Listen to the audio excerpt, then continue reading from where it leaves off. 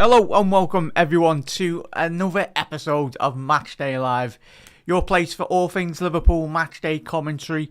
If you are new to Anfield Index and you are tuning in for the first time, make sure you do hit that subscribe button down below and put the bell notification on so you do always get notified when there is episodes, new podcasts coming out as well. If it's the first time tuning in and you haven't already subscribed to Anfield Index, what are you doing? Hit that subscribe button down below, of course. It's a little preview, of course, on the YouTube side anyway. You've got Media Matters, you've got the Red Room, you've got the Daily Red on every single day, covering every single aspect of Liverpool 24/7. Obviously, Chat G&G, Gag Standing, and of course, Grizz Khan. You've got many shows. Molby on the Spot, Trev and Jan done an episode yesterday as well. So, yeah, chock-a-blocker. The show's coming out absolutely everywhere. See you in a little second there, Robbo. We'll speak about you in a bit anyway. But Reds, yeah, are we confident coming into this game? I don't think confidence when every Liverpool fan has analysed Liverpool this season.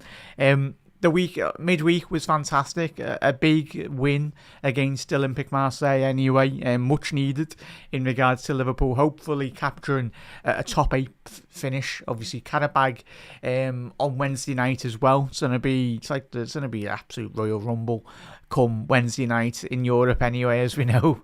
Liverpool, of course, hopefully can get all 3 points, but there'll be some big teams potentially missing out on qualification for the Champions League as well. And as Steve said there, obviously big news, of course. Yeah, we'll be speaking. Obviously, we've got an hour till kickoff, mate. We're going to be diving into a lot, analysing Bournemouth in terms of the players that have left, players that have come. Obviously, Rian, the Brazilian winger that you just signed for. And not a big watcher of the Brazilian league, but obviously listening to Tim Vickery, one of the best sports journalists with regards to South American football. He's had a couple of words to say, and I've listened to him, and he seems like a very decent winger. A typical Bournemouth signing that they'll sign for 35 million, and then they'll sell for like 80 million in like next year or the year after anyway. So yeah, we'll speak about the players that have come in, the players that have left Bournemouth. Obviously Areola, his massive impact again. Yes, they've been not the greatest this season, but you've got to take into account when you analyse that Bournemouth side the quality that has departed that football club. But them and Brentford, two of the best, and Brighton included as well, three of the best run football clubs outside, of course, Liverpool in terms of the financial sense as well. But every single season now, those three clubs, and especially Bournemouth as well, like the blueprints to how you want to be surviving in the Premier League, but of course facilitating and functioning week after week, season after season as well, in terms of bringing players in and selling players at the right price as well, and then just it being a conveyor belt of top elite level talent that comes through your football club. Of course, Bournemouth fans will be wanting to win trophies, but I think if you keep hold of Areola, which will be very difficult, of course, his contract I think is up for a renew in a couple of seasons. I think he's got a year left or so. So there'll be a whole host of clubs around Europe and certainly in the Premier League. For me, a team that screams out, obviously, Manchester United.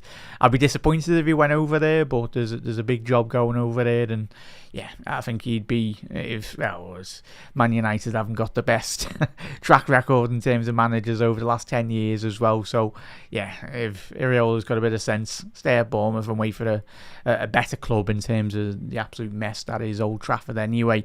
But enough about them. Liverpool going into this game, a big 3 points hopefully for Liverpool. Getting back on track. I think the biggest thing for all of us Reds, isn't it? And if there's any Bournemouth fans listening in or watching, is very much just for Liverpool mainly. I personally, and probably majority of you anyway, we want to be seeing those draws turn into big wins. Really, I think if not just, of course, this year it has been a very much a transition season, which is a word that Liverpool fans, we don't really like, but you've got to be realistic in terms of the players that have come in and players that have left the football club, in terms of selling the players as well. There's going to be not just, we'll speak about Andy Robbo as well over the last couple of hours. Obviously Dave Davis and a lot of lads on Anfield Index have already had their little say on obviously bringing you up to date on all the latest with Andy Robbo as well.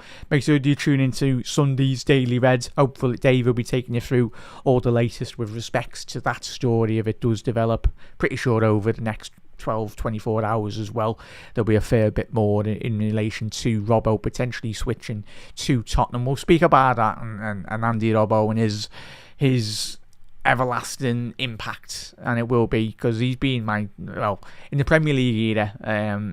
I don't even have to ask you, as I think he's been our best left back in the Premier League era. But obviously if you did support Liverpool in the 70s and 80s, give us a shout for your favourite left back. But certainly Robbo, listen to everyone and analysing what everyone said, even people a lot more older than me, within the Liverpool fan base as well. Like he's said that he's certainly up there, and I think we'd all agree he's been instrumental. Him, Ali, Robbo. We'll speak about him in a little second anyway, Reds. But as you can see on the video printer on the bottom there anyway, Reds, you've probably seen Liverpool's team. We'll start obviously with the home side first. Petrovic in goal, Smith, Hill, Sensei, Truffet as well, Scott, Cook, Jimenez, Krupi, Adley and Wilson.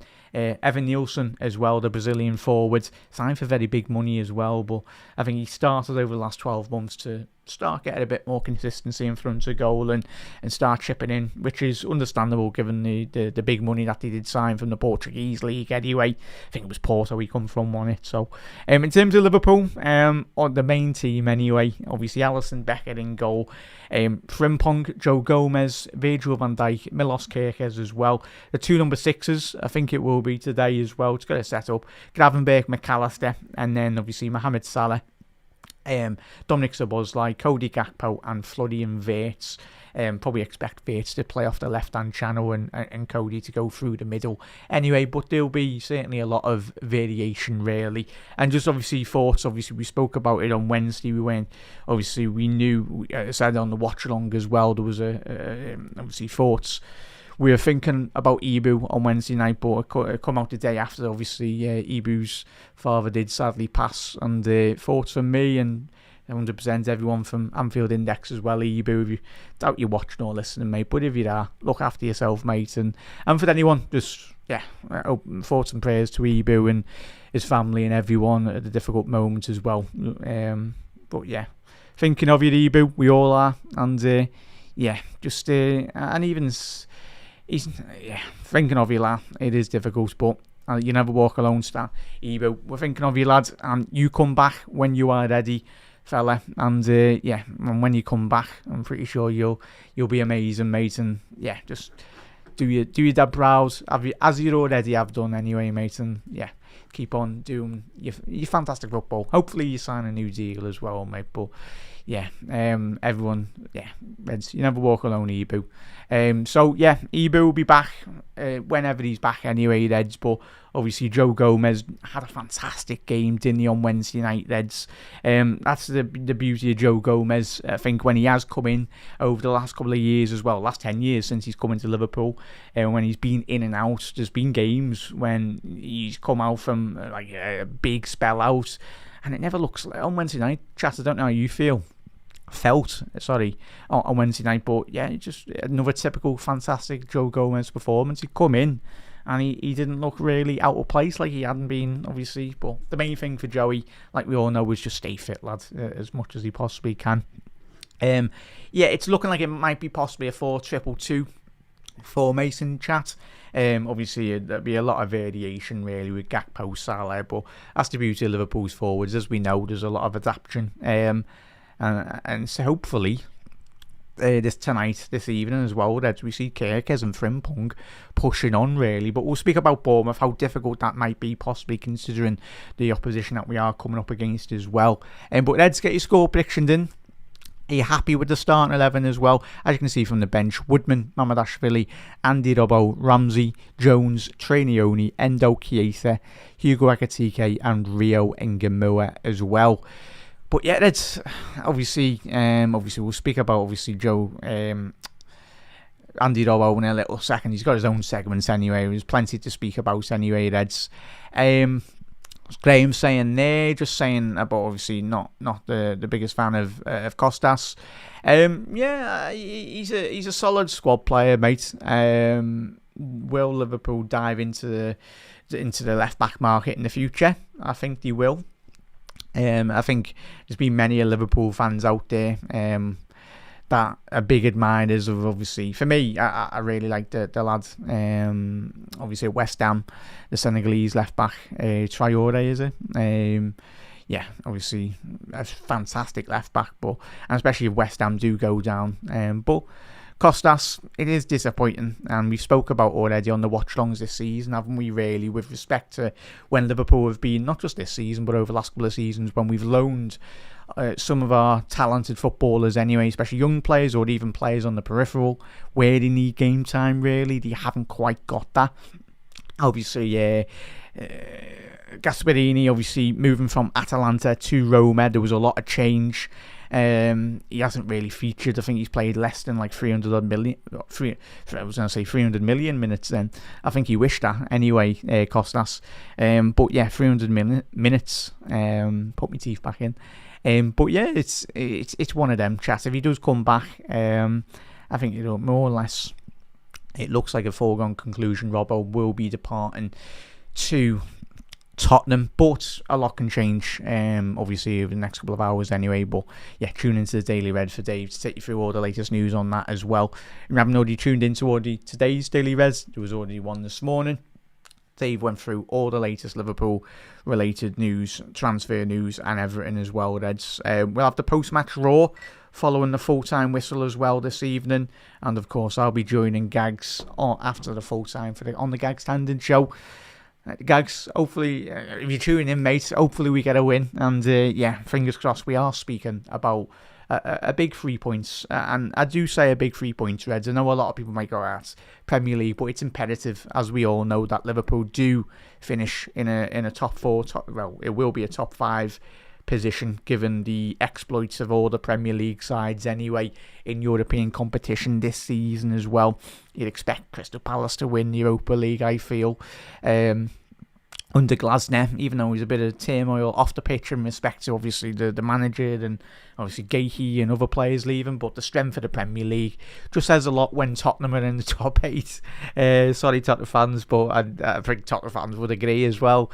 The fact that they're in the top 8 alongside, I'd even include us as well, because we've been just so hit and miss this season in respect to the lack of inconsistency, really, in some games. And I know Arne won't like me saying that, or he's took umbrage on a lot of journalists saying, he just needs to stop listening to the press, Arne. And if you're watching last, stop watching everything, just get cracking on with your job, lad, and get Liverpool back to converting those draws into wins, which he will be, and the side as well, and the squad. And just let the outside noise talk, really. It's going to be interesting, chat. But let us know your thoughts, your score predictions in the comment section below. If you haven't already done so, Reds, hit that subscribe button down below. If you are watching on X, head over to the Facebook, or you are watching on X or Facebook, head over to the YouTube channel as well. We are closing in on 20,000 subscribers, which is fantastic, Reds. A massive thank you from me and everyone, and Dave and Gags and everyone in the background as well, Reds. Much appreciated, everyone, for your great support, and obviously just get going, really, on the channel. And even though Anfield Index has been going for a very long time in the audio podcasting scene as well, covering Liverpool, so everyone that has supported us since the incorporation of Anfield Index till now as well in the future, massive thank you, Reds. And hopefully grow the watch-longs and grow YouTube as well, which is fantastic. And Reds, I'm looking forward to it. And in terms of the Bournemouth side as well, I'll get to all your comments as well, chat. 1 sec, I get them. And as Steve said, we'll get straight to the Robbo news anyway, mate. We'll speak about Robbo on the next section anyway. And then we'll go into a bit of Bournemouth analysis in terms of their recent results as well, and then a couple of their players that have departed. Obviously, the setup, really, that we're expecting from Bournemouth this evening as well. Obviously, speaking about Kostas Tsimikas, Bournemouth 2, big up there, Callum. He's gone with a draw tonight. Hopefully that's not the case, mate. But I'm pretty sure I've watched Bournemouth a couple of times this season. I think that like the game against City, they've had some crazy games, and even fair play to Semenyo as well when he was obviously scored on his last ever game for Bournemouth as well. So yeah, they are a high-flying side, Bournemouth. The Liverpool were not on it tonight. We can certainly get absolutely battered, and I say that not scared. We will, if we are not willing to run, or we don't run further than them, harder than Bournemouth, and we're not willing to put in a performance tonight, then we can certainly be on the end of a disappointing result if we're not at it, really. So it's important that we do start tonight really well and do finish the end of the game really well and get all 3 points as well. Malik Diouf as well. Yeah, the left back. Yeah, he's a fantastic left back, mate. That's just my analysis. I think even his impact. I think he is like 6'1" as well. There's not many players left. When you see a player, for me, it doesn't really take a long time. When I do see, I think in terms of when I analyse players, I think straight away I knew. You knew he had the capabilities and more or less the qualities really to thrive in a Premier League side as well. And it just goes to show great recruitment from West Ham. Their issue now in the future is keeping hold of the likes of Diouf. Obviously, looks like Lucas Paqueta's going to Brazil. Flamengo, I think West Ham just recently rejected their bid as well. So yeah, it's a bit mad. I'm pretty sure if Nuno is to stay at West Ham and build. And if they do survive, then Malik Diouf is going to be integral to them staying in the division as well. Obviously, congratulations to Senegal. As we mentioned on Wednesday night, big result for them in the African Cup of Nations in terms of winning. Obviously, Sadio getting his second, but yeah, he's Senegal's side from an international standpoint is absolutely quality. It's absolutely stacked. Obviously, Sarr, the top of the midfielder, I don't think he got many minutes this in the tournament. So yeah, it goes to show the quality in reserve that Senegalese side, and Malik Diouf as well. He's top left back. And if Liverpool are in the market, then I'd like to hope then certainly Liverpool would be looking at you for a future possible transfer as well. And obviously Truffet as well, obviously Bournemouth's new left back. Obviously Milos Kerkez, and there's a lot of Brighton I do like as well. I know Dave and Bart's done a couple of analysis on the Brighton left back when we were in the market before Kerkez did appear at Liverpool in the summer as well. Apologies, chat. The Belgium lad that Brighton have signed, he looks quite decent as well. So yeah, the Premier League stacked for left backs, but certainly we'll go into the Robbo section now as well, Reds. Yeah, it was a story that we probably all anticipated would have happened in the next 12 months. Obviously, due to the main reason, obviously, is his contract length was coming to a close, really, at Liverpool. Yeah, bit of a mad one, chat. Andy's got, obviously, as we know, the World Cup on the horizon. He's Scotland captain. He's 31 years old as well. He's going into the back end of his career, but as we've seen in the modern era of football, players' careers do have a lot more longer longevity with respect, obviously, to the way, it's not like in the 70s and 80s where, obviously, a lot of the players were retiring at 30. Now you've got players retiring in the late 30s now with the great sports science, the dietary requirements as well, the great canteen food. It's fantastic with all of that. But yeah, they are very much well looked after. But they are sheer phenomenal athletes. Every single Premier League footballer and any elite footballer at any obviously top flight league as well. Very well paid, but he put in the hard yards, the sacrifices as well, and certainly Andy Robbo, what he sacrificed in his career as well, did. Obviously, when you analyse his career, obviously was a whole, and then he's really worked hard. He was a bit of a late bloomer in regards to his footballing career. Wasn't blessed to be at an academy like Liverpool or Paris Saint-Germain or FC Barcelona as well. So he's worked really hard to get where he has, and just he's been one of the main architects, especially over the last 10-year period, alongside the Salahs, the Andy Robbos, the Salahs, the Alisson Beckers as well, James Milner, Henderson over the last 10 years. And if he is to depart, sadly, if Andy does go, then I tell you, we better give him a proper goodbye. I know football's football, innit? Not every player, and some players do depart. Obviously, the way in which Hendo did leave, but that was obviously the way in which he engineered that move in respect, and it wasn't the greatest, but it is what it is. But Andy, certainly, I don't expect him to do what Hendo done. I think he's going to go about it the right way. Obviously, Dave mentioned the story this morning in respect to the latest with Robbo, but I'm pretty sure there was a couple of reports over the last 24 hours as well that some journalists were suggesting that Andy's willing to just sit on his hands for a week or so to just allow Liverpool the right circumstances. He's not going to basically leave Liverpool in the lurch, really, and be struggling to find another left back.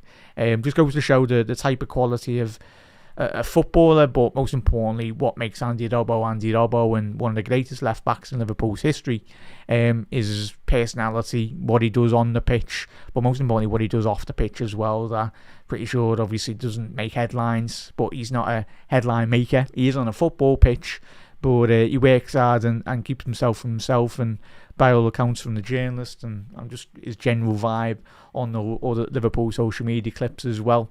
Look, he seems like an absolute top lad, and I think we've been very fortunate to have him at the football club, but we need more Andy Robbos going into the future as well. If Robbo is to depart, then we need Milos Kerkez to grow into the new Andy Robbo as well. Hopefully, with the little spell he's had, obviously Milos, he's learnt a lot, not just about his footballing ability, but about his human ability as well, in terms of how he carries himself, how he speaks to his colleagues, speaks to, obviously I think was it Rio and Gamoa last season, or it might have been the interview this season, where Rio straight away spoke about Andy Rowe in terms of his impact on him and the other younger players coming into the starting 11 as well, and just the whole vibe of the football club. But obviously he's played a massive role, and it's important when we do speak about replacing Robbo in terms of not just the left-back position for Liverpool, as we all know, Reds. It's about getting more captains in. I think, obviously, Robbo's Scotland captain. The many, Dominic Szoboszlai, Hungarian captain, Salah, Egypt captain.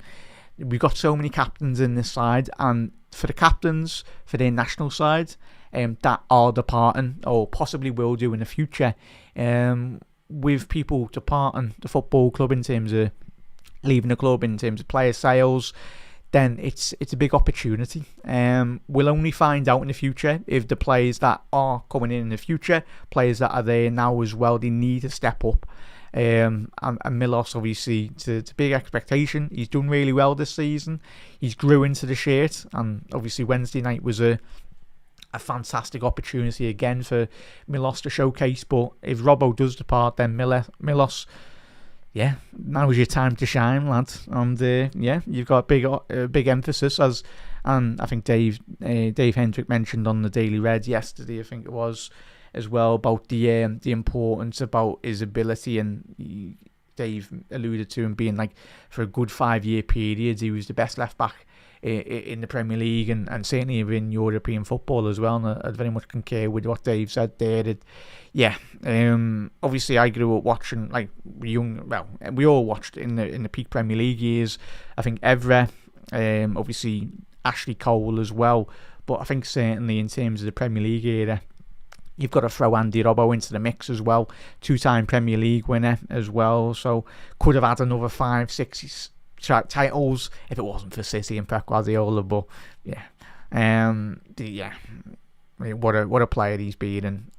But chat, let us know your thoughts on Robbo. What's your favourite Andy Robbo moments as well? It's at the City game that always stands out on my mind. It's just Andy Robbo as a person and as a player as well. It was the City game where he's absolutely chasing down Ederson, and even from the first minute he's played for Liverpool, he didn't come in straight away, did he? But when he took his opportunity, when obviously Moreno was out anyway at the side, he never looked back really. And just a credit to the lad. And Milos, now's your time. If he is to the bar, Andy Robbo, it's going to be a sad day. But all good eras have to come to an end in terms of hopefully, and so even if Milos is half of the player that Andy Robbo was in terms of his Liverpool career, he'll be a phenomenal left back as well. So big shoes to fill, but Milos, you've started well there. But obviously the modern day football is what's part of being Liverpool, wearing the shirt, but obviously the pressure as well. And the main thing at Liverpool, as we backed Robbo as well, we'll back players as long and certainly. A type of characteristic that Milos is very similar with Andy is obviously his willingness, his work rate, and his desire. Really, obviously Milos, he's obviously a lot younger compared. I think chap was Robbo 23, 24 when he joined Liverpool. I think he was. Obviously Milos is 21, 22. So as I mentioned, Robbo started in Scotland as well. Obviously at St Mirren and Everton as well. So he's been on some journey, but. Chat, do you reckon he'll go to Tottenham? And it'll be a sad day, but all the best, Robbo, if he is to go. And I tell you, he'll certainly. I know when Doggy's been out injured over the last 12 months as well, and Doggy's a very good left back, but I think in terms of what Tottenham are trying to build, Andy Robbo is the type of character that you certainly need as well. In the dressing room, in the environment as well. I know Tottenham fans I've seen some Tottenham fans who have been analysing the reaction to Robbo being linked to Tottenham, and some of them are like fuming about it, and I'm like, surely, come on. Surely you understand that it's not just about, obviously, his football and quality is still there. Of course, his legs, he might have lost 10, 20 yards of pace, really, but his football and brain's still there. How he carries himself, how he builds a team, and that's what Tottenham have certainly missed over the last 20 odd years as well. Winning the European trophy last season was fantastic, but in terms of building what Thomas, especially if Thomas Frank is to stay at Tottenham, like he needs characters like, and he certainly had many of them at Brentford as well. Andy Robbo's not a player to disrespect the manager. He's a player to galvanise the dressing room as well, bring the performance level and the standards up. Because, if they had 11 Andy Robbos, Tottenham, then they'd probably be competing for a league title. A prime Robbo, that is, as well. But Robbo still can certainly do a job at Tottenham. Maybe not 38 games a season, but a solid 25, 30 plus. But Andy's the type of lad that will be backing himself to play 38 games as well. But he's the type of character that Tottenham certainly do need. If they want to be heading that way in terms of winning up, they've got all the great stadium. It looks like a spaceship as well. One of the best stadiums in European football. But Tottenham need to be now starting to well and good having the fancy toys as well. You need to start doing the hard work, winning on the football pitch, winning trophies on a consistent level as well. And Andy, for many of the great years, for every year, he drived the standards in training at Liverpool, in the dressing room as well, off the pitch, interviews, absolutely every avenue he represented Liverpool Football Club. So of course we'll miss him, but Robbo, if you are to go there, he'll do well. But he is getting on a bit, but still 31. The way, and he's the type of player that he looks after himself as well, and so no issues there. But the main thing is, obviously, chat. I think long term, Kostas, maybe. I think Kostas has got a year left as well. So even if Kostas looking like more or less he will be coming back from Roma, it's not like the situation with obviously Harvey Elliott where he's gone to Aston Villa, hasn't he? So obviously he can't represent. But obviously with Kostas going to another European league, it's not necessarily two. Apologies, chat. He's not two leagues really, so two Premier League sides, but he'll be straight in. But all the best to him as well. But chat. Do you think big up there, Tushin? Howdy lads, how are we, buds? Hope you're well, matey. And chat, let us know your thoughts on Andy Robbo anyway. I think is it looking like 3 to 5 odd million or whatever it is. I think we're not expecting, you're never going to get more than 5 million for Andy Robbo as well. Maybe in his peak years you might have got 40, 50 million, but Liverpool were never going to sell in his peak years anyway.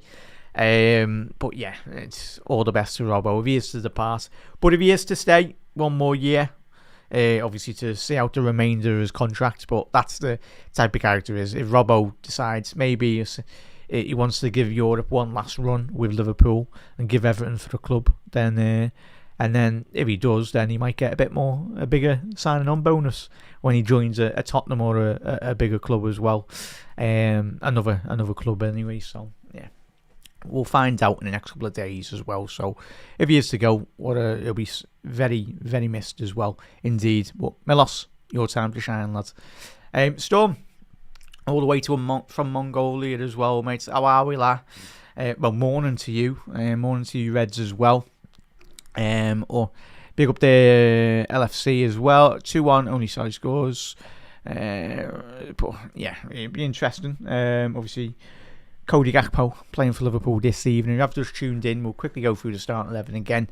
Alisson Becker in goal. Frimpong, Gomez, Adriel van Dijk, Milos Kerkez, Gravenberch, McAllister, Wirtz, Szoboszlai, and Salah and Gakpo leading the line as well. Karabakh. Yeah, I think it will be, mate. I think I don't know nothing. But I'm just I think the way he deserves to go, if he is, I think if he is to go, hopefully we give him a the way Naby and Ox we get, that was the end of the season. But if he is to go and it gets more official, then we should give him a little goodbye present or whatever, because that's a proper Anfield goodbye for a player that.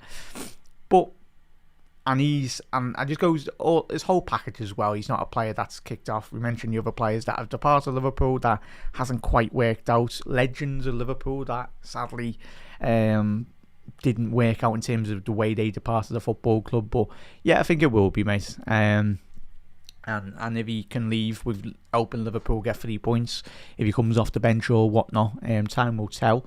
1 second here, chance to listen to. And just saying on the VT here.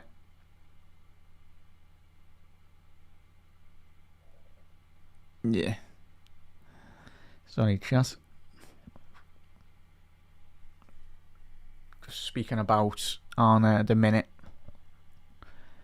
Speaking about the central areas of Salah and obviously other players, and Florian Wirtz as well playing a bit more central.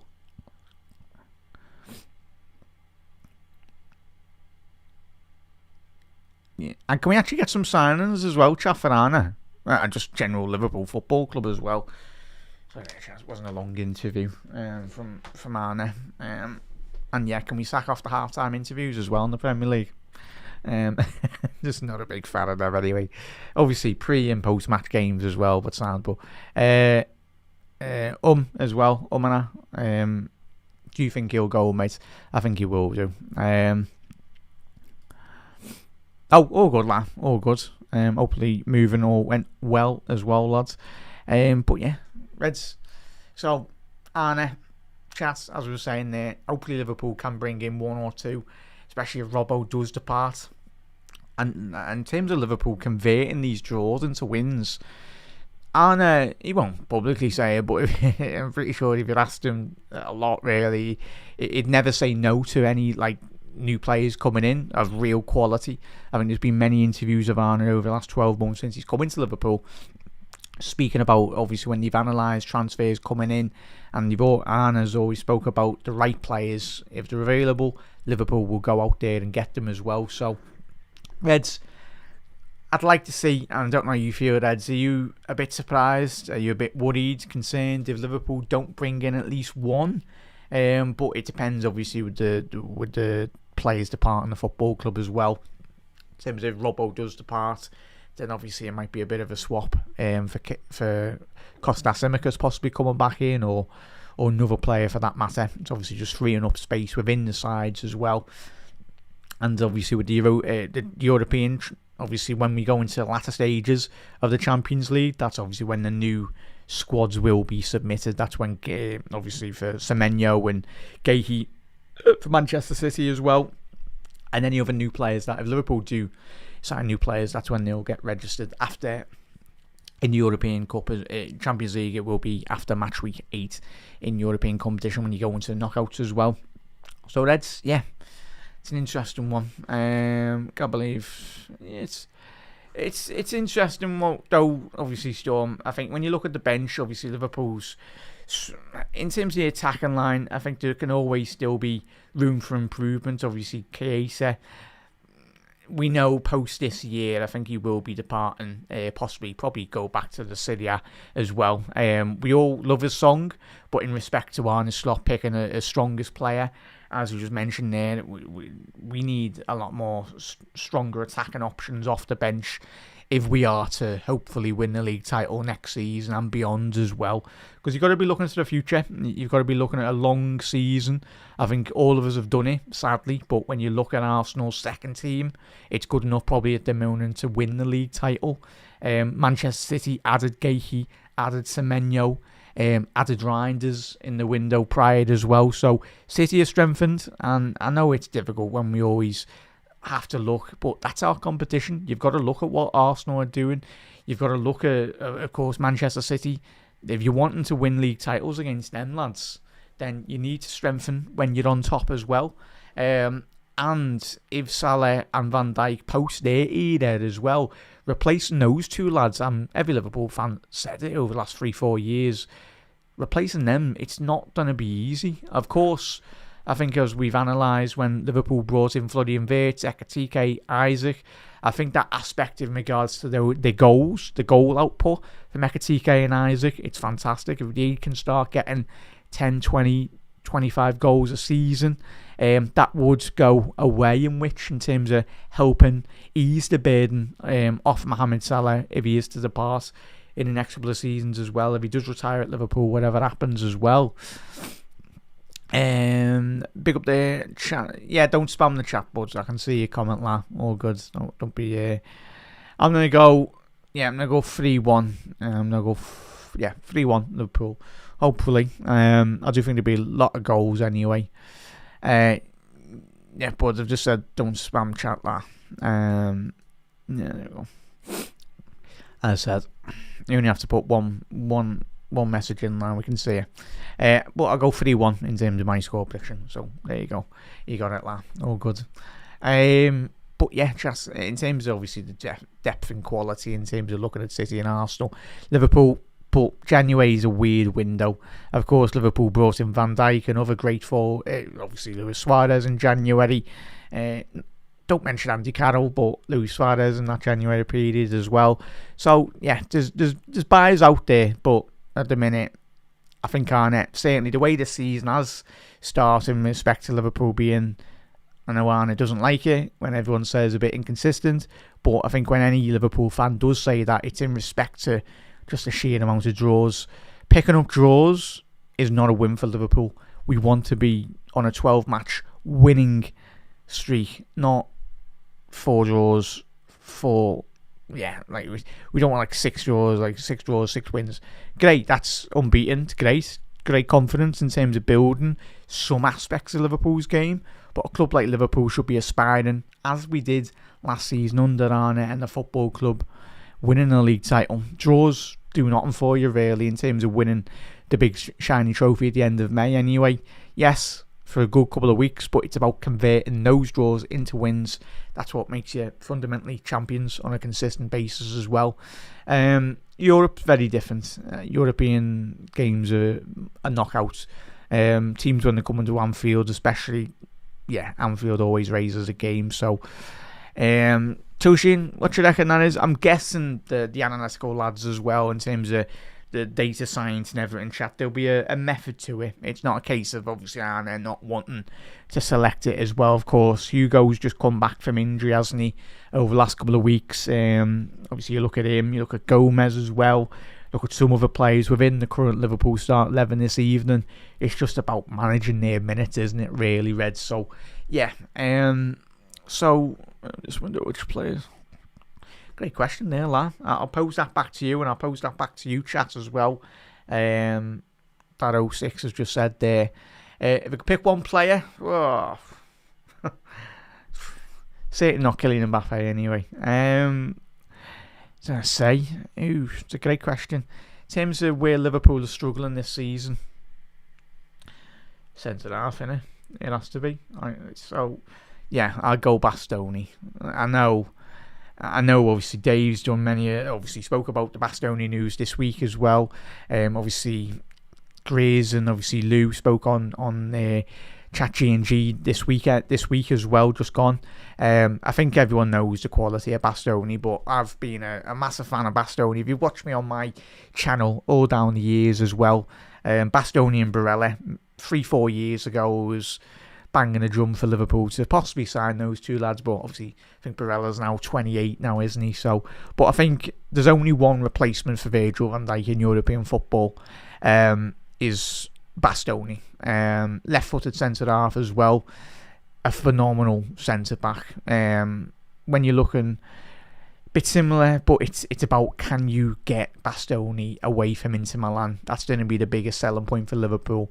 That's the only way you replace Virgil van Dijk. You go for the present one of the best centre-backs, has been for the last couple of seasons as well, since he's been playing in that Inter Milan side. Serie A winner, numerous title winner as well, Italian Cups as well. So he's been there, done that. He's been in Champions League finals as well, of course, under Inzaghi, so he knows how the big occasions.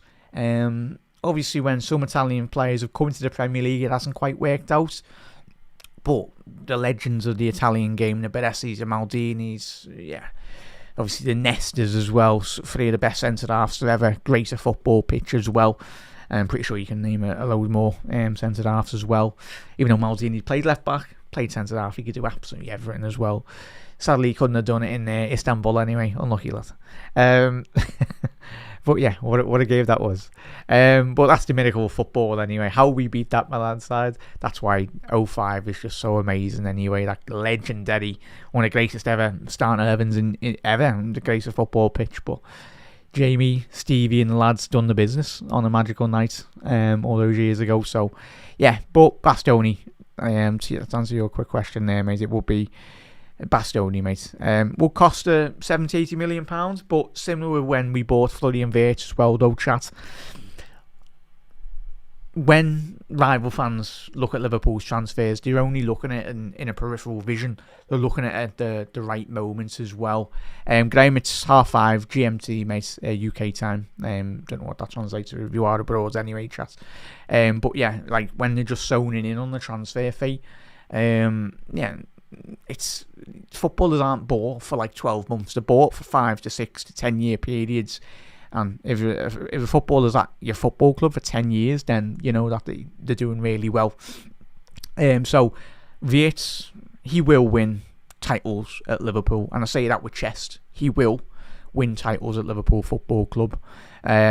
He's that calibre of player. Bastoni's that calibre of player as well in terms of he is to come into Liverpool. If you could do it when Van Dijk's at the football club, well, if you had Van Dijk and Bastoni as a centre-half pairing, that's possibly a title-winning centre-back pairing as well. If Ibu signs a new deal, that's great. That's fantastic. I think it's important that Liverpool do keep hold of Ibu. But depends what Ibu wants to do at the end of his contract. But Ibu is a future Liverpool captain if he is to stay at Liverpool beyond his current deal anyway. But yeah, you've got a plan for post Van Dijk era. So yeah, will be Bastoni, mate. And centre back Liverpool crying out for her. And to obviously Giovanni Leone, listening, and to all the journals as well that I've covered Liverpool extensively over the last 12 months. One of the big reasons Leone was brought in was very highly regarded amongst Liverpool's transfer committee as well, hence why we did sign her for a very big fee, but a fee that will certainly hopefully pay off very good as well. GMT land, I'm in England land. Scouse land, mate. I'm in Scouse land, 10 minutes away from the ground land. But yeah, chat. So plenty to get stuck into. But right, we'll head over a little bit about on Bournemouth as well. 15 minutes away from kickoff as well, Reds. If you haven't already done so, do drop a like, share and subscribe as well for this evening. But you're just looking at Bournemouth's last 13 results. It's been absolutely dire, really, in respect. Obviously, a win on the 7th of January, a 3-2 win. But losses against Manchester City, obviously on the 2nd of November, 3-1, a 4-0 loss. Yeah, just a couple of draws against Chelsea, Manchester United as well. That crazy Man United draw, 4-4 as well. That was away from home. Obviously losses against Brentford, losses against Arsenal as well. But they have lost. Obviously, you'd expect them to get beat by Villa, Man City, obviously. But yeah, just very inconsistent, really, in respect to their season so far. But as we said, we were going to mention Bournemouth in regards to the players that they've brought in and the players that have departed their football club. Hang on 1 second, Chas.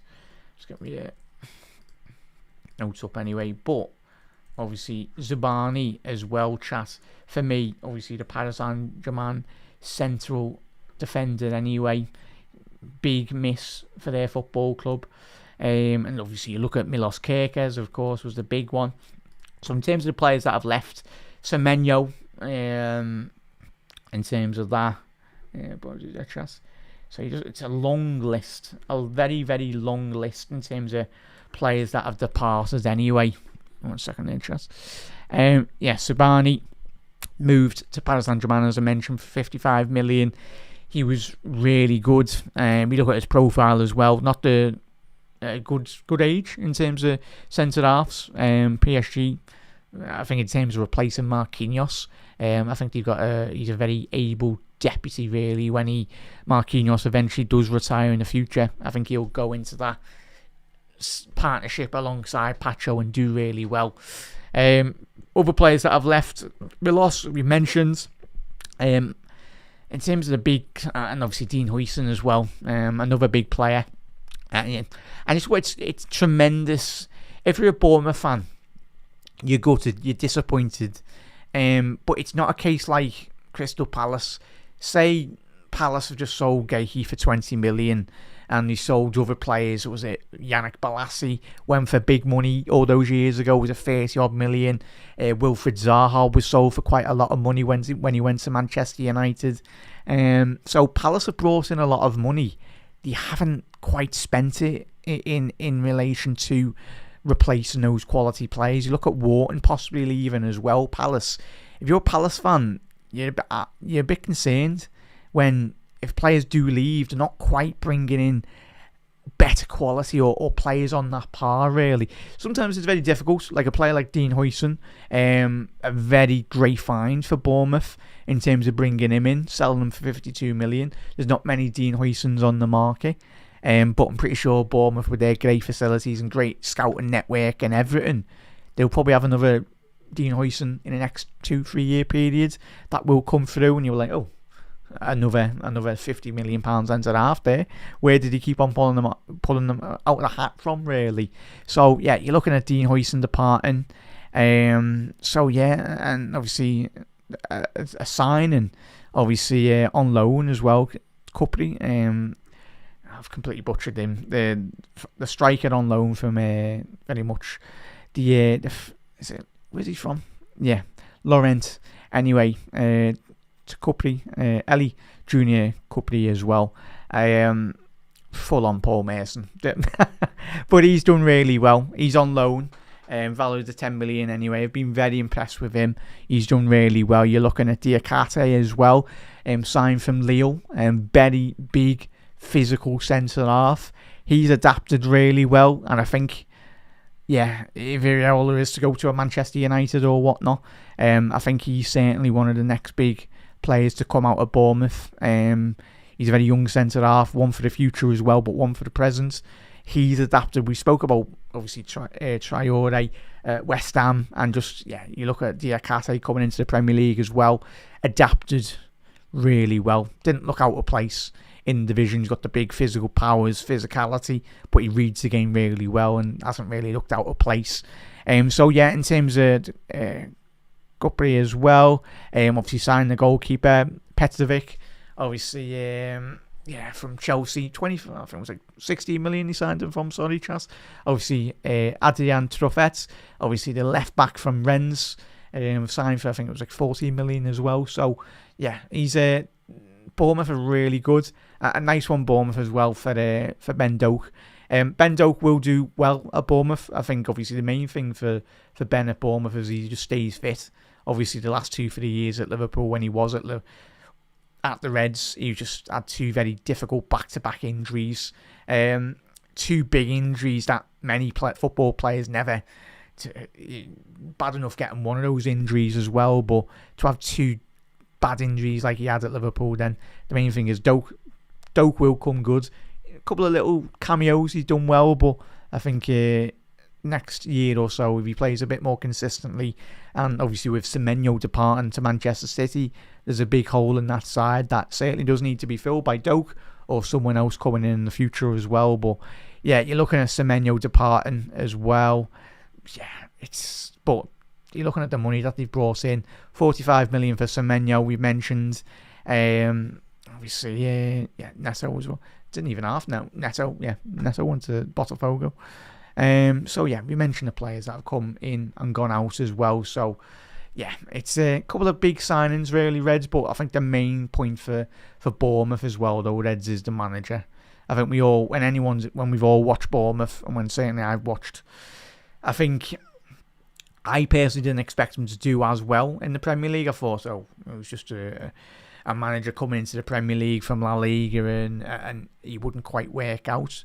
But he's taken to life in the Premier League, and they do this really well, Bournemouth. Obviously, they had met under Eddie Howe so well in terms of how he ran that football club. But I think in terms of replacing Eddie Howe, it was one of the most difficult things to do in the Premier League. Obviously, winning the league is the most difficult, but in respect to replacing managers, you look at prior to Bournemouth coming into the divisions, the leaps that they've gone over, like the back-to-back promotions, season on season in, as well, in terms of Eddie Howe getting them through the divisions and getting them a consistent league. But I think even the biggest point for any promotion sides, and that's why it's going to be massive for Sunderland, you look at Brentford, you look at Brighton, you look at Bournemouth now as well, and over the last 5-6 year period since they've come into the division, they've been able to be a mid-table side, and that is a good thing for the financial sense for the next, say, maybe if Bournemouth continue in this momentum in terms of the scouting and everything, the recruitments, if Areola signs a new deal, you never know, and they spend that money well that they've got from Dean Huijsen, but that's what they will do really well. They're not just going to whack a 40-50 million pound bid on a random winger from a Brazilian league as well. Sorry, chat.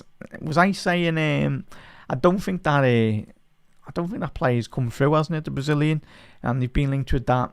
I mentioned the Brazilian lad that's been linked with as well. I did mention before. Ryerson, is it? I'll quickly check as he signed for them, but I think he was linked.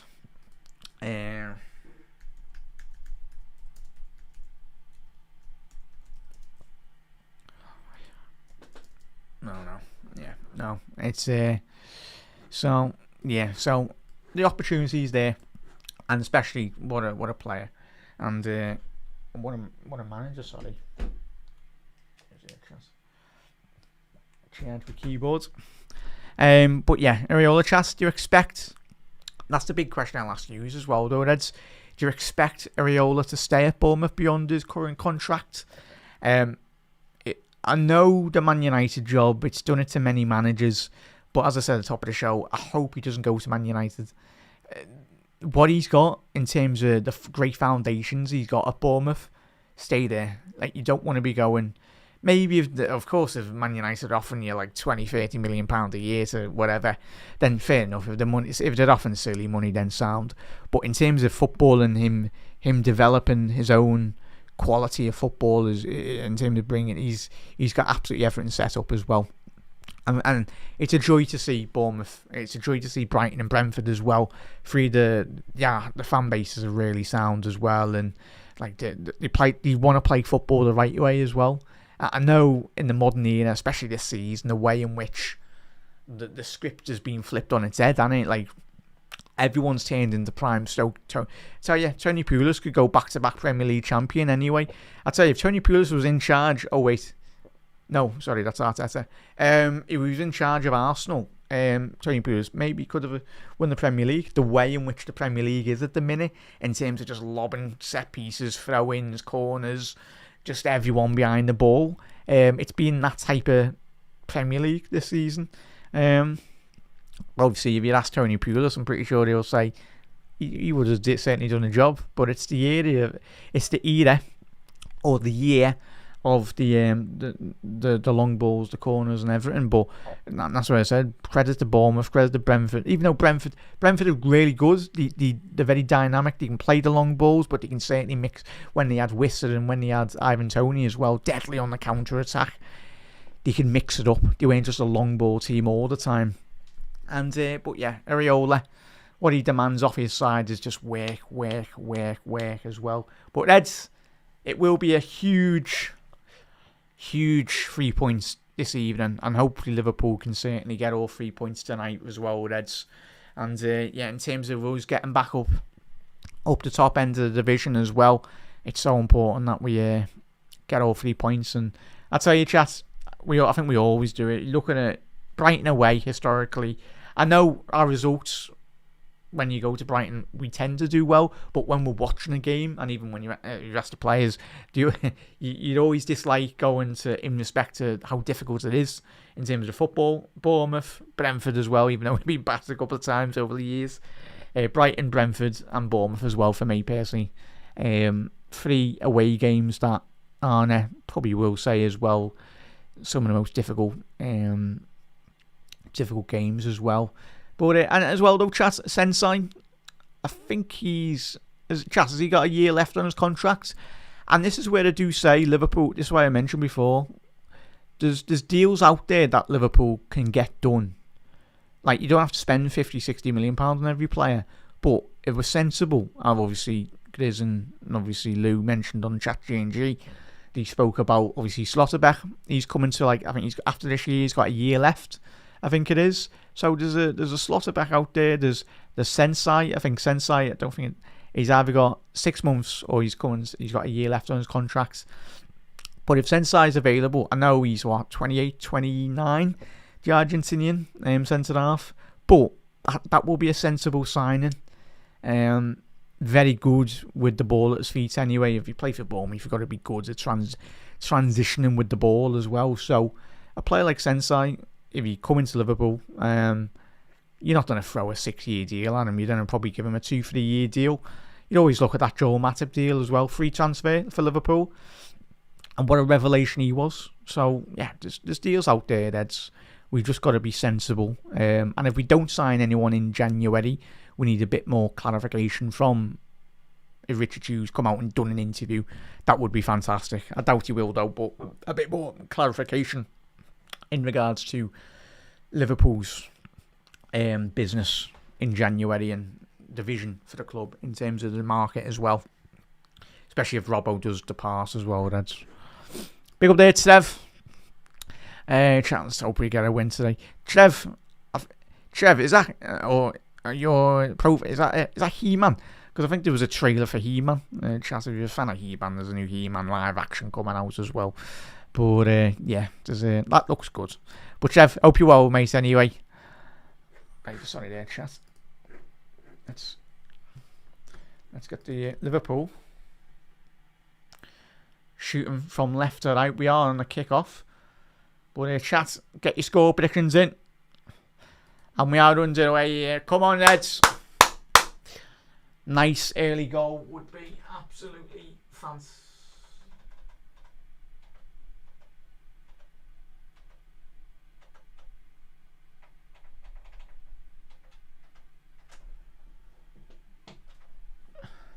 There we go, chat.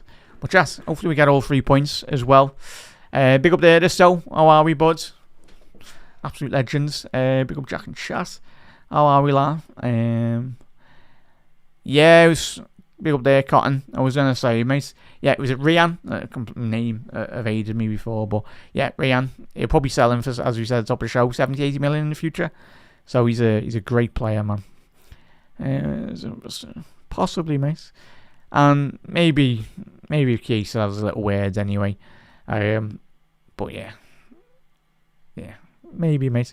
But yeah, that's the only way you replace Van Dijk. Chat, if you tuned in for the first time, we were just speaking about transfers and all that a couple of minutes ago anyway. So, but yeah, but Liverpool start with the ball over the top here now. Minute gone. Not had too much action here, but Salah on the byline. Can he keep it in? Oh, he's just kicked it into the stands anyway, so it's going to be a goal kick to Bournemouth. But yeah, Liverpool in the cream, the reds and cream kit. It's really nice, that chat anyway. So yeah, obviously it's mad how expensive like classic Liverpool kits are, reds, isn't it?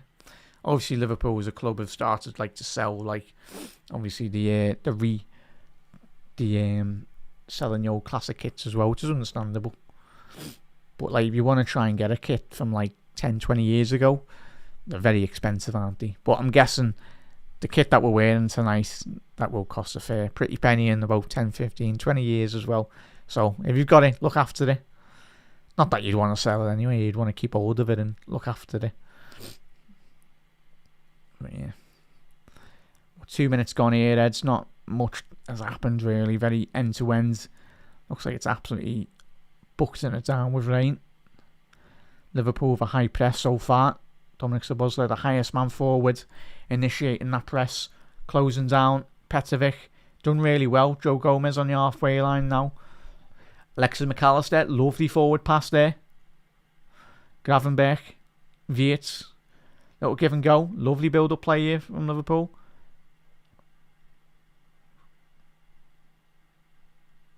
I can't hear any boos from the Bournemouth supporters, but I haven't got my volume that high up. So chat, which is good to hear, really, from Milos. If I'm being honest with you, a Bournemouth fan, you got, 40 odd million for Kirkers, or a bit more, whatever it was.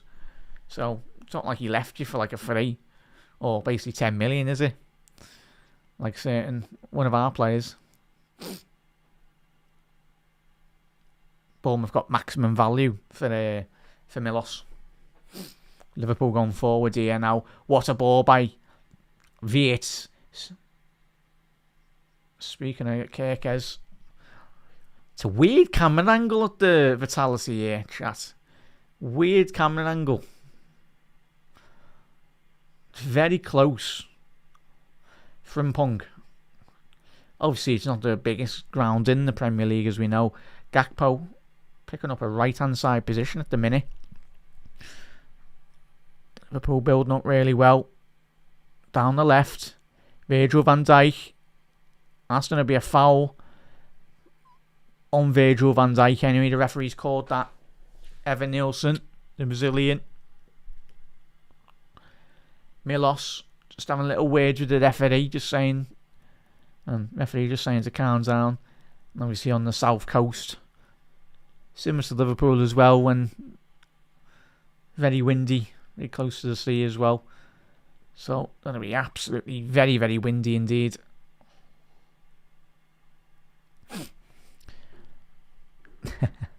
Big up there, Ozan. How are we, chat?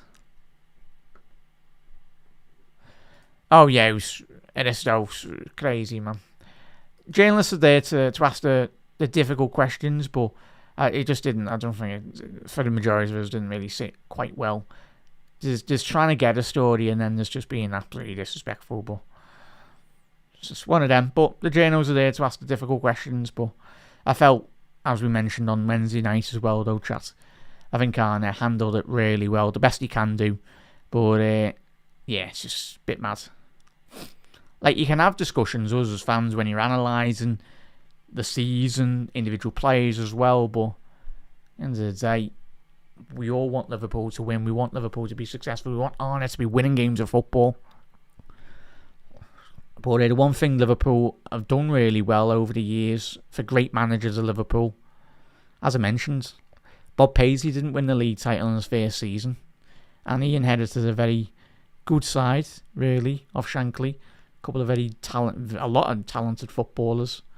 Obviously, Bill went on to do what he done, and hopefully Arne in the future. But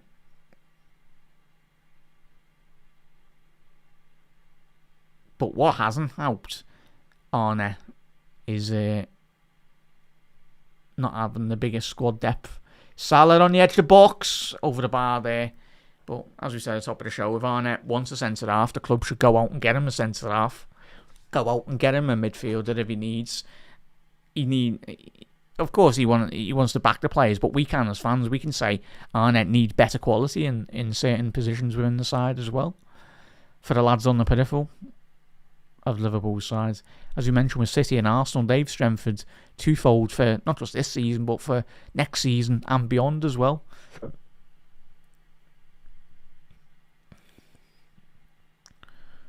Because we've seen what Arne done with the side last season. Seems to bring in the best out of the squad as well and tinkering with the side.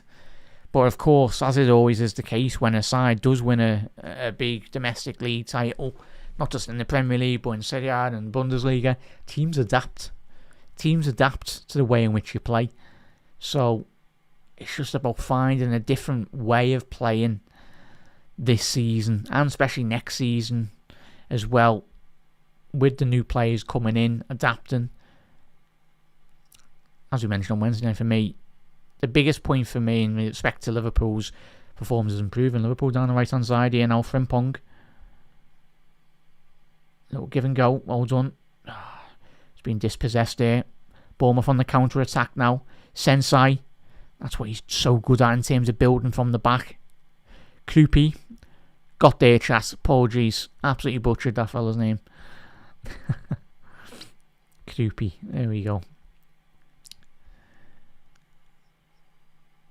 But yeah, Senesi there. And that's one thing. Chat, if Senesi is on a free at the end of the season, what a ball that is. We should be all over him, man. We should be in for him.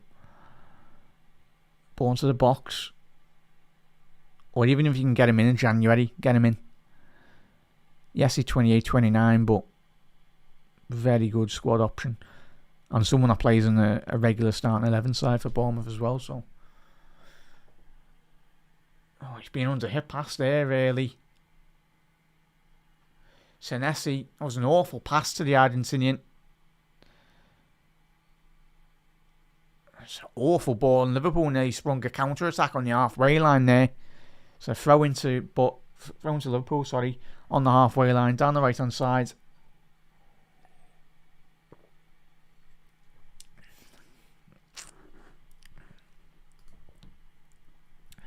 Big up there, mister. Yeah. Probably minutes, mate. Obviously, fitness and everything. And especially when we've got no Isaac, we've just got to be careful. Go on, Mo. Keep that in if you can. Down the right. Just unlucky there, lad. But 10 minutes in, as you're just tuning in for the first time this evening, Reds. No big opportunities for either side. Obviously, with the awful weather conditions for both sides, the passing has certainly got to be a lot more crisper in respect, given just how quick the surface will be this evening.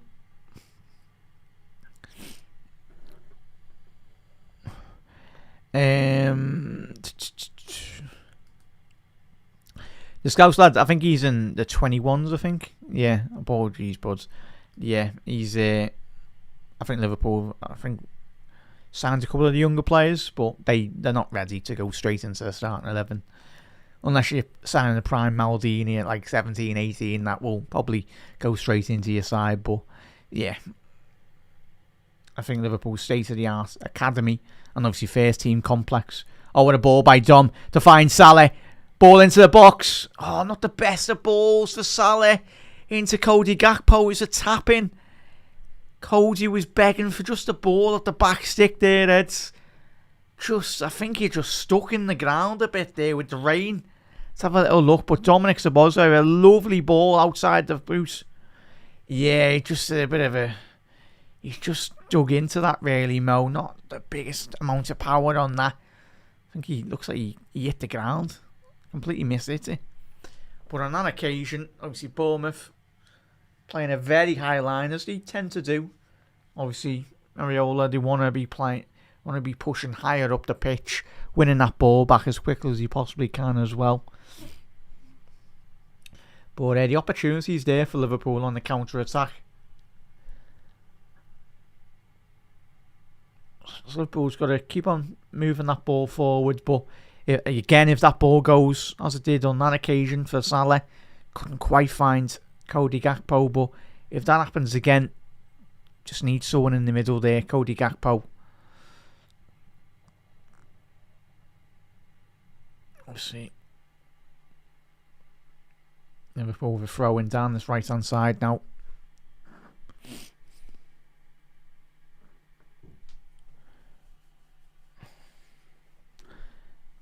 Oh yeah, no, he can't. Man United are mad. It's a bit mad, like when you look at, like, as you mentioned, Tottenham as well. Tottenham, the infrastructure at the minute is struggling, because if they sack Thomas Frank, I don't think any top class coach will go near Tottenham. The only reason he'll go is the money, of course. Similar with Areola as well, but yeah, Areola just stay at Bournemouth, wait for another bigger club apart from Man United to come in for you. Or just stay at Bournemouth, because you've got everything there, really. Get a bigger contract off Bournemouth and happy days. Winner. It would win it. Obviously, referee having a little word with Smith down that right-hand side. I think he kicked out on Virgil van Dijk there. Wasn't a deliberate action. But Jimenez getting a talking to as well. But yeah, if Liverpool do transition, as we have done on a couple of occasions so far tonight, in the wide areas, we need someone attacking the central pocket of space. Wirtz. Oh, lovely ball to find Salah. It's an excellent tackle from Bournemouth's number 23. But Florian Wirtz, little pocket of space in the centre of the pitch, outside the penalty area. Just tell you what, if he pulled that off, wow, magical. He's got eyes in the back of his head, that fella. Just Mo and the other lad just need to get into those positions, and yeah.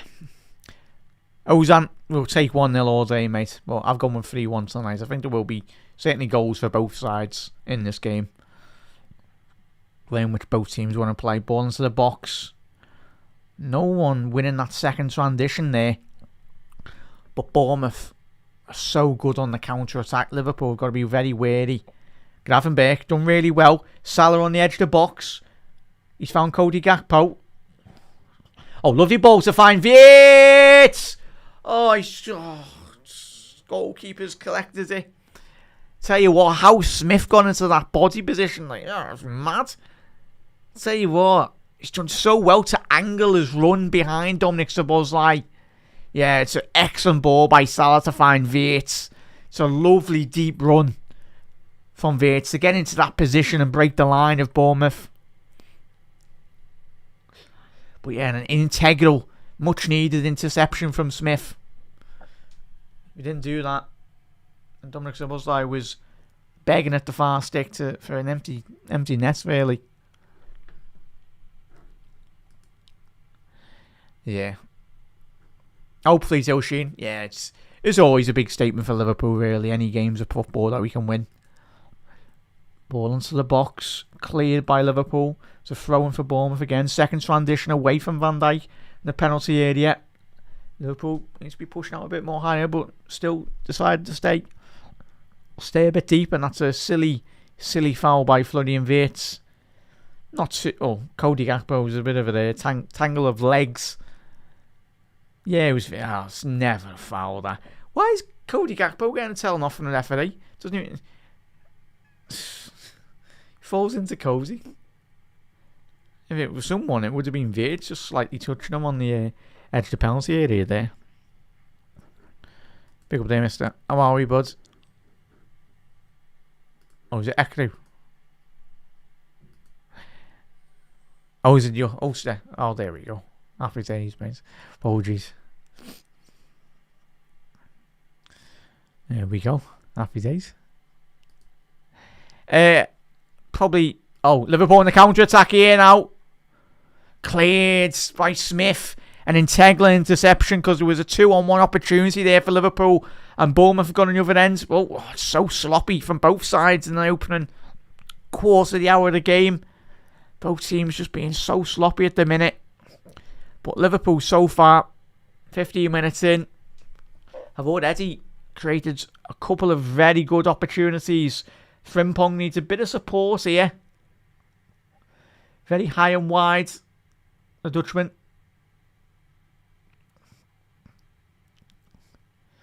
Koopy really transitioned this well by Bournemouth on the counter-attack here now. There's space for them to hit down the right. Now Smith. No, Liverpool got back into shape now. It's much better. Well done. But yeah, mister, I think it's just mainly just fitness levels really, bud. There's a long season inbounds. We're only on match week 23, aren't we, this week? So it's going to be a corner. Yeah, will be Bournemouth's first corner of the game. Took them 16 minutes. Questioner, let's have a little look. Potential handball. Oh, behave. Never an handball, that ref.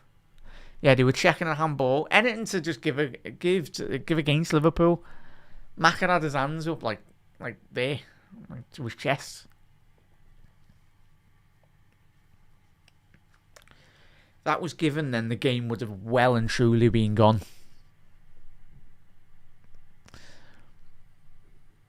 Yeah. Ball into the box for Bournemouth. Went all the way to the far stick. Kloopy. So just he's the next big player to come from Bournemouth. Evan Nielsen on the overlap. It's a ball over the top there from Hill. But tell you what, chat, Clivert, I know he's not playing tonight. Let's quickly check he's not on the bench. Don't think he is. I think he's injured, isn't he? A bit.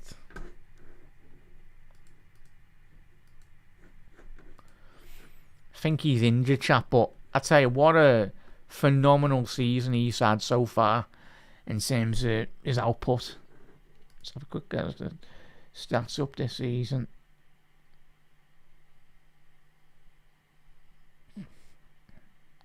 So you're looking at Tavernier, 5 goals. Kloopy's got 7 goals as well. Evan Nielsen, 4. Oh, I'm thinking about last season, sorry, chat. Clivert done really well last year. Yeah, Clivert was very big impact last season, really, for Bournemouth. Intercepted really well by Jan Gravenberch there. Much better. But it's Bournemouth's last 2-3 minutes trying to press really high, but Liverpool flew for the inverted the minute. So yeah, driving with the ball. So much space, Liverpool, we can get it done. It's going to be a corner for Liverpool. Come on, Reds. But yeah, you look at, obviously, as we were saying, no chat, Sensei, 4 assists so far this season. If you've got him in your FPL, he's been really good.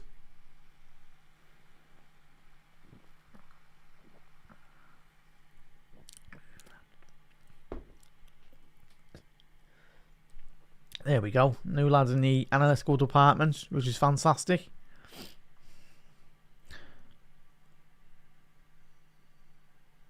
It's on me a corner. Now, since the new lads come in on that bench, Liverpool haven't scored we haven't conceded many corners, so he's doing a fantastic job. So long may it continue. Hey, that's a that should be a corner to Liverpool. Hopefully,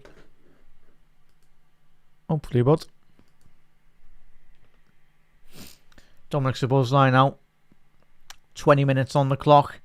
So it'll be an in-swinger of this Liverpool corner. Ball in. Oh, I thought the goalie just threw it into the back of his net there. Petrov wasn't the greatest of... just let it hit his gloves and bounce in front of him. Especially the way this wind's been tonight. That could have just blown in the back of the net. But yeah, sorry there, chat. Sensei, 4 assists. So, in terms of his defensive qualities as well, but in terms of his attacking aspect as well, in terms of creativity, that's one of the biggest facets of his game in terms of building from the back, and that's what is required at Liverpool as well. So, yeah, if it's January, but certainly Liverpool coming into a big window at the end of this season, and we don't do much business. There'll probably be a lot of players incoming and outgoing at Liverpool in the summer, but something that Arne is used to, certainly in his Feyenoord days. Did oversee a lot of change at that club. Cleared from Bournemouth. That's a poor ball by Evan Nielsen there. Just really trying to link up with Alex Scott.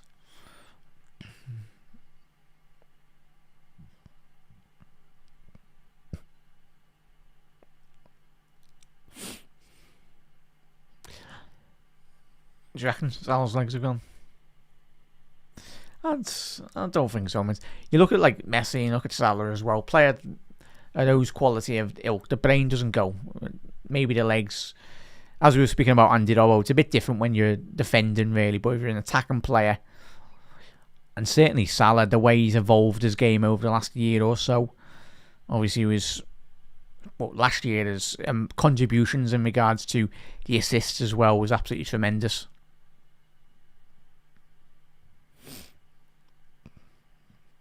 Gravenberch. Ball through on the counter-attack here now. Gakpo got Salah on the right. He's got his head up. No, gone all the way. Florian Wirtz. Going to be a corner now for Liverpool. Hope Liverpool can now try and at least convert one of these corners into a bit of real quality of delivery, really. Was onside there as well. Wirtz done really well.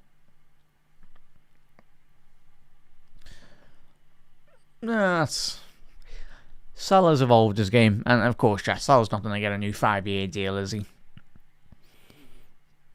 Obviously, after this year, he's got a year left. But what Liverpool need to be doing now, this window, and at the end of this year, be planning to replace Salah's quality, planning to replace Van Dijk's quality as well. So when the time does eventually arrive, when both of those lads are no longer at Liverpool, it's not a much more difficult task in terms of replacing those two lads. Well done, Frimpong. Last line of defence there. Liverpool would have been left very exposed on the counter-attack.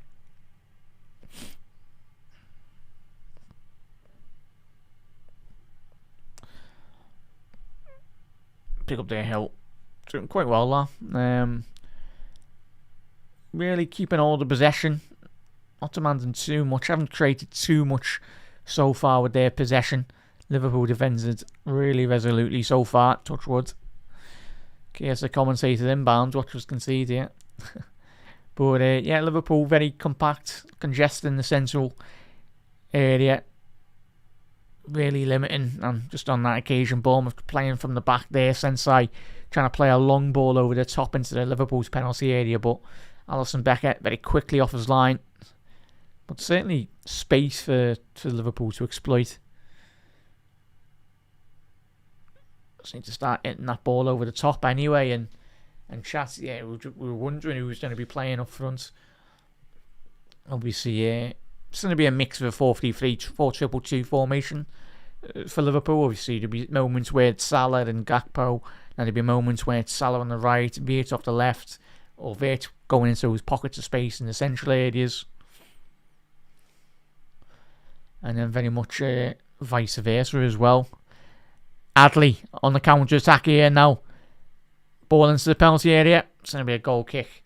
Really poor cross from the Bournemouth forward. Too much pace and too much trajectory really on that. Hitting like the first 5 rows in the stand anyway. Gotta be careful with that.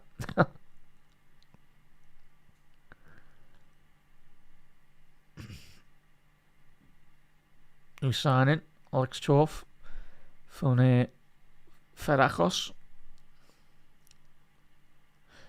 So we're spending that cost us money Not to cost us money, the Kirkers money, sorry. Really well. But as we said, when Bournemouth recruitment absolutely tends to be on the money, really, doesn't it?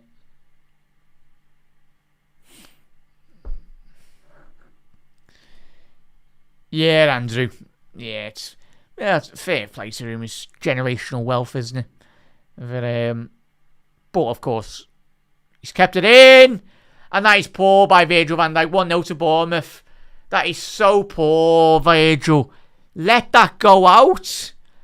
Oh, this is why we need centre halves, man. Evan Nielsen 1-0. What is Van Dijk? He's literally on his own byline. Gomez has gone down there. But Virgil van Dijk and the lads at the back, massive miscommunication. It's really poor, man. But fair play for Bournemouth. Ball over the top line, Liverpool's defence there. He's onside. Ball in. Van Dijk misses it. And that is so poor, man. That is so poor by Virgil. Oh, it's so lackadaisical. So too relaxed. I'm sorry, Virgil. You can't be doing that. Just put it out for the corner, man. He's not anticipated that. And fair play by Bournemouth. He kept it alive. But it's so poor. Player the standard of Virgil van Dijk. But Scott not allowing that ball on the byline to die there. Kept it alive. Virgil van Dijk. It's been the story of his season so far. Yes, and it's the 1-0 to Bournemouth. And fair play, fully deserved that. And hopefully Joe Gomez is okay. Who took an absolute whack from Alisson Becker. A big collision, really. But Alex Scott keeping that alive on the byline. And hopefully Joe and Ali are okay anyway. But fair play. But that is Sunday League football. I'm sorry, that's Sunday League football. As they're still saying. It's so poor, chat. Just make sure you get contact and put it out for the corner. Like the lack of awareness. He knows. Like surely he knows Scott's behind him. There's no way he doesn't check a shoulder. If you do, then get a toe on that. Get it away. That's going to be a foul now. And now it's just got the crowd on song as well.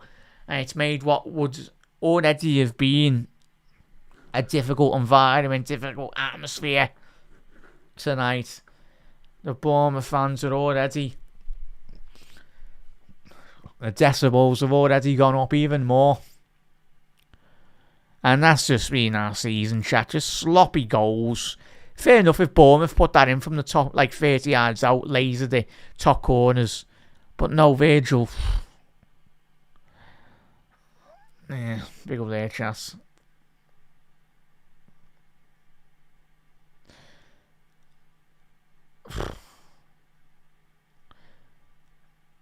But yeah, just need to be a lot more sharper here now. And first 5-10 minutes, Liverpool seem to be passing a lot more crisper. But since we got past the quarter of the hour mark, it's just been very disjointed. I know Van Dijk's appealing for more, but Virgil, come on, lads. Just screaming at the players in front of him.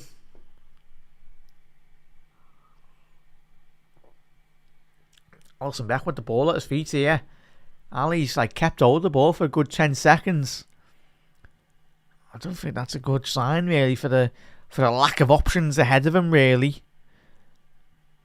Obviously, play through the lines. We've got the players to do so. Dominic Szoboszlai, ball down the right. Salah, go down the byline. Mo, just outside the penalty area. Salah. Oh, it's too easy for him. Senesi, he's done really well. He's out of position here now. Liverpool got to pass the ball forward, though. Just allow it. Senesi's like 20 yards out of his position there. Liverpool play a forward 15-yard ball.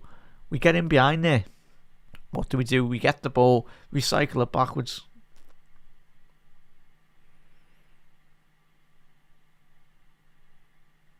Now Bournemouth doing what a lot of sides have done now, sitting behind the ball. They've got their goal.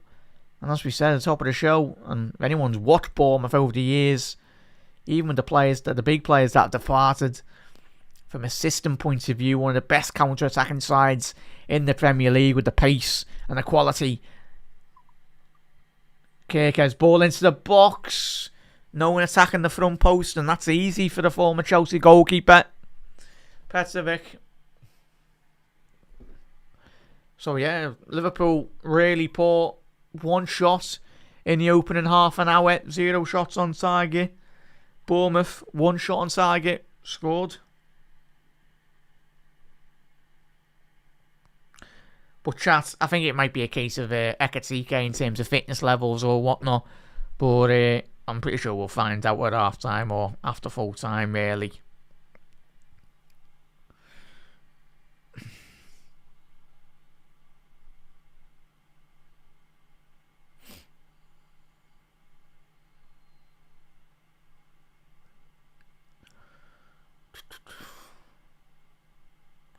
Chat, yeah, it was mad that, Luke, wasn't it? Yeah, 6 after tomorrow, possibly.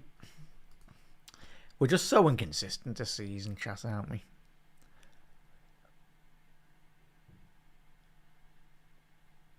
But it's up to...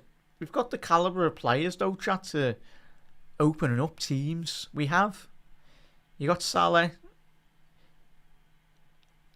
And even Salah's capable of getting 10, 15 goals this season. That was... Oh, what a ball. Bournemouth it in, 2-0. What a ball. Jimenez.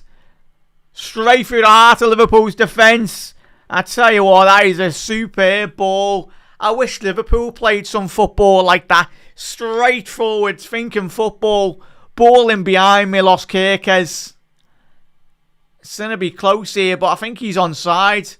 I think Van Dijk's playing him on here. Or one of the centre-halves is. Tremendous football by Bournemouth. Well done, lads. You just got to applaud it. Yeah, Van Dijk, I called it, chat. He's keeping him onside. Oh, he's playing him onside. Of course he's playing him onside. It's going to be 2-0, that, chat. What a ball by Hill, by the way, though. On the edge of the box, a 20-yard killer ball straight through the heart of Liverpool's defence. And Liverpool deserve to be 2-0 down here. Oh, Ali coming out of his line. He's done the right thing, Ali coming out quickly. But it's an excellent finish. I don't know why it's getting checked. It doesn't even need to be getting checked. It's a blatant onside. Virgil van Dijk. Yeah, there we go. Why are we taking 20 seconds to check that? It doesn't need to be getting checked. But chat, we called it. We all knew, anyone who's got a footballing brain knew tonight was going to be an extremely difficult environment. And as I said, chat, if we're not careful tonight, chat, we could get absolutely battered. We could get 5-6-0 there tonight. And I know a lot of you might go, whoa, no way. No, we can. 35 minutes in, the way we've defended. Just saying. They haven't got no Semenyo. He's gone to City. No Clivert. But even still, the lads on the pitch tonight.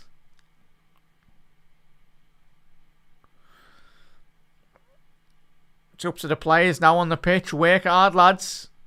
Long season inbound. But yeah. Bypass far too easy.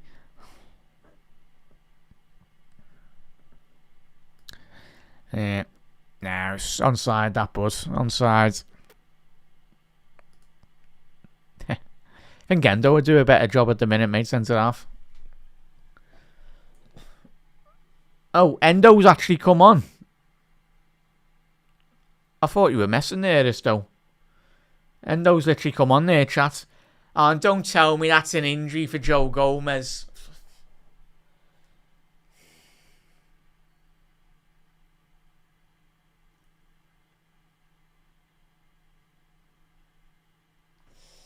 10 minutes to go in the first half. Come on here, Eds. Gomez is off injured, chat.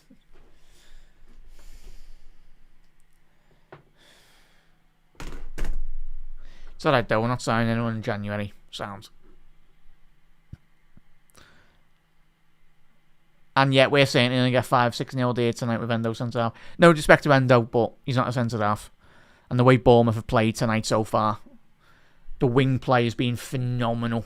Phenomenal.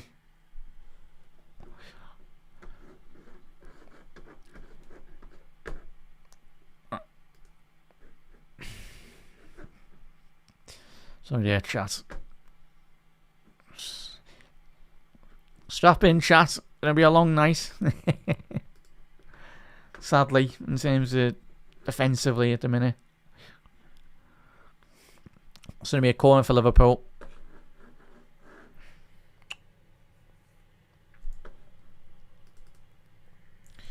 But yeah, even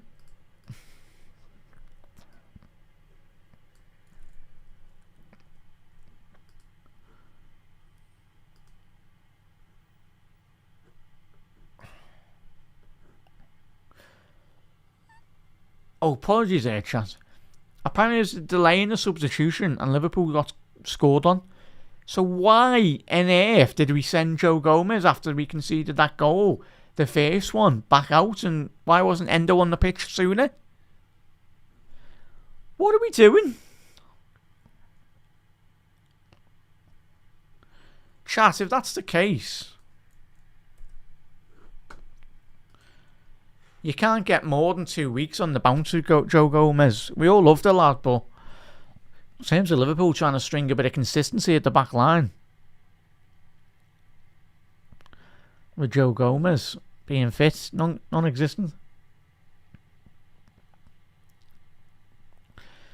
I know everyone's saying we need centre-half. I think we need about 4 centre-halves this year. We need literally 4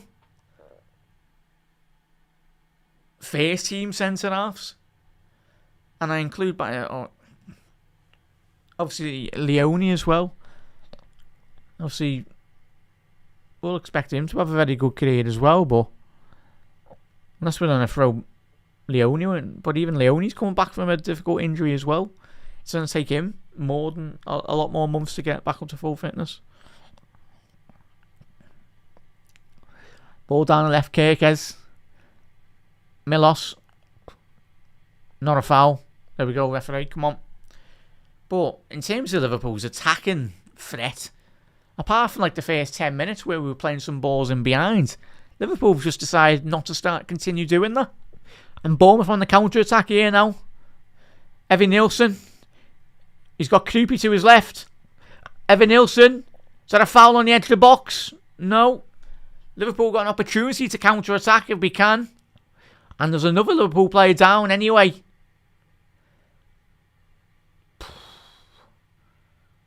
But chat,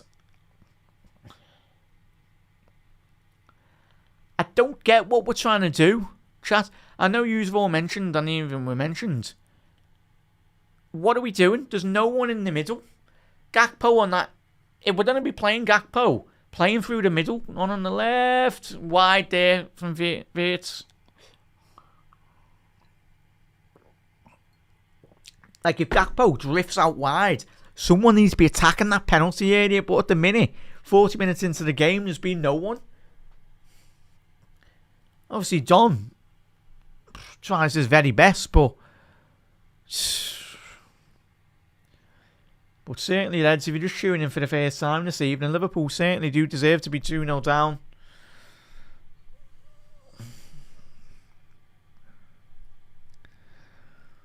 Yeah.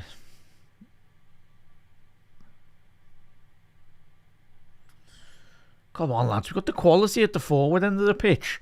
Gakpo. You're going to pass the ball? That's a foul on Smith. Frustration boiling over for Liverpool at the minute.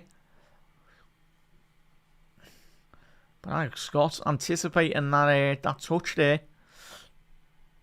But Liverpool there. Gakpo on inside the penalty area. Pass the ball. Wirtz, he's literally 2-3 yards away from Cody Gakpo in the penalty box. Pass him the ball.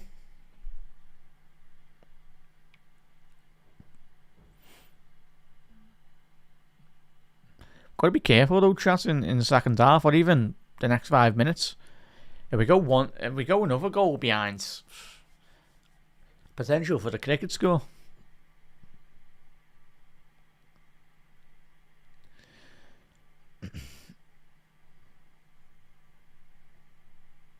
Obviously, the only added sign for like the English teams this season is 5th place gets you Champions League, I think.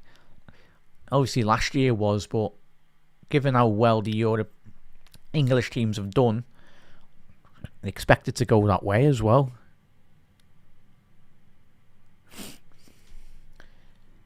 Yeah, it's saying unsustainable. This needs to go on. Where's football? Trev's watched him 30 years.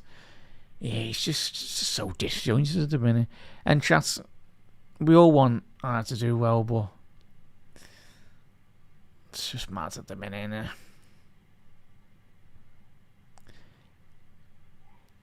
It's just mad. I don't understand why we're not sat. And the biggest point, chat, all of us, we've all spoke to our mates and family, whoever we speak to, your colleagues or whatever, we all speak about Liverpool transfers and say, oh, do you reckon we sign anyone? It's like, we're into the 24th of January. The January window has been open for like, 2-3 weeks? Whatever it's been. Oh, unlucky there, Endo. Endo's not a centre half. Ball into the box. Alisson back. Ali, just keep hold of the ball, lads. Oh, it's alright, we'll go forward now. Come on, let's try and create something, but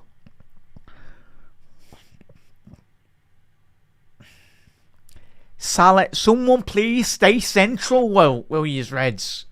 Stop drifting. Well, Salah, it's got the tendency because he's inside forward, isn't he? But Kirkes, block shot there. It's going to be a throw into Liverpool. 3 minutes left to go in the first opening 45. It's not looking good, mate. Sorry there, chat. Have I made that substitution on the graphic? But yeah, you are seeing that right. Endo. It's the Endo is centre half.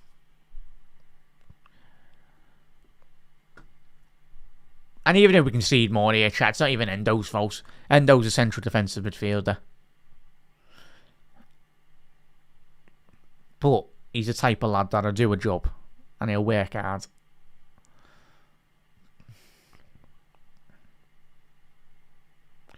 One to the box. Salah. Missed kick there. Shot on target, technically. So, there we go. At least we got a shot on target. But he would have been offside as well, though. If that was in the back of the net, that would have been offside. Yeah, but as Ashgar's saying, yeah, it's not the greatest chat. I just chat. We'll speak about it at half time as well, though, Reds. But it's just a bit of a mess tactically, really. I'd say, old Reds, wouldn't it? As we said, I done the starting 11 graphic before we come on air. I expected, when we got the team news, I expected Gakpo to play through the middle, but it's been a bit. It just keeps on drifting to the left. So does Salah. So there's no vocal points, but like just a lot of miscommunication at the minute. The forward pitch, top ends of the pitch. So another corner to Liverpool. But it's going to be a very long season, Reds. Very long season. Yeah, sorry there, Chas. Big up there, Eddie. Oh, yeah. It was just errors throughout the season, mate, innit? Get in! 2-1, get in! There we go, he's made up for that, Eddie. Virgil van Dijk. Here we go, Virgil. 1-0. Here we go, man. Got a goal. Here we go, simple. 3 minutes added on there, chat. Ball in, first real bit of quality from Liverpool on a set piece. And Virgil van Dijk making up for the Zeddy in the lead up to Bournemouth's first goal anyway. Oh, comes off his shoulder anyway. It doesn't matter. It comes off any part of his body. We will take that. But Mohamed Salah getting the assist there. Oh no, sorry. That was the other corner. Can Liverpool get a second goal? Quick succession before half time. That would be fantastic. Yeah.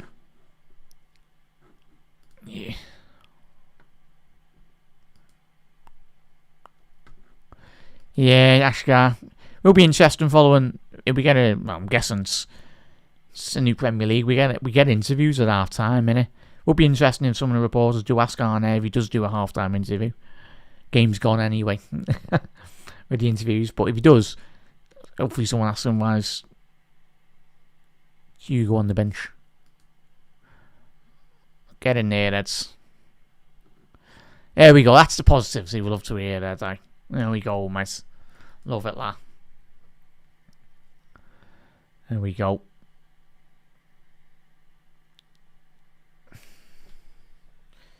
Virgil, oh, he's nearly done it again. All the way back to Alisson Becker there, though. But I tell you what.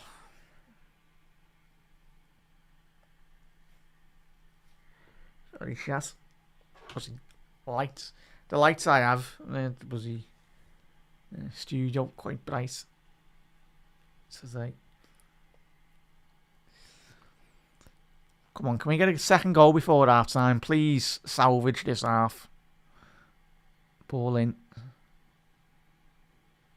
3 minutes added on. Just get a ball in for Mpong, please. Just whip a ball in. Is that a foul? It will be. Yellow card there, referee. Krupi's just absolutely blasted that 70 yards up the pitch in a bit, la. Yellow card, nice one. Cheers, ref. Right, opportunity now for Liverpool to whip this in. Go on, Virgil. Can you get a double here?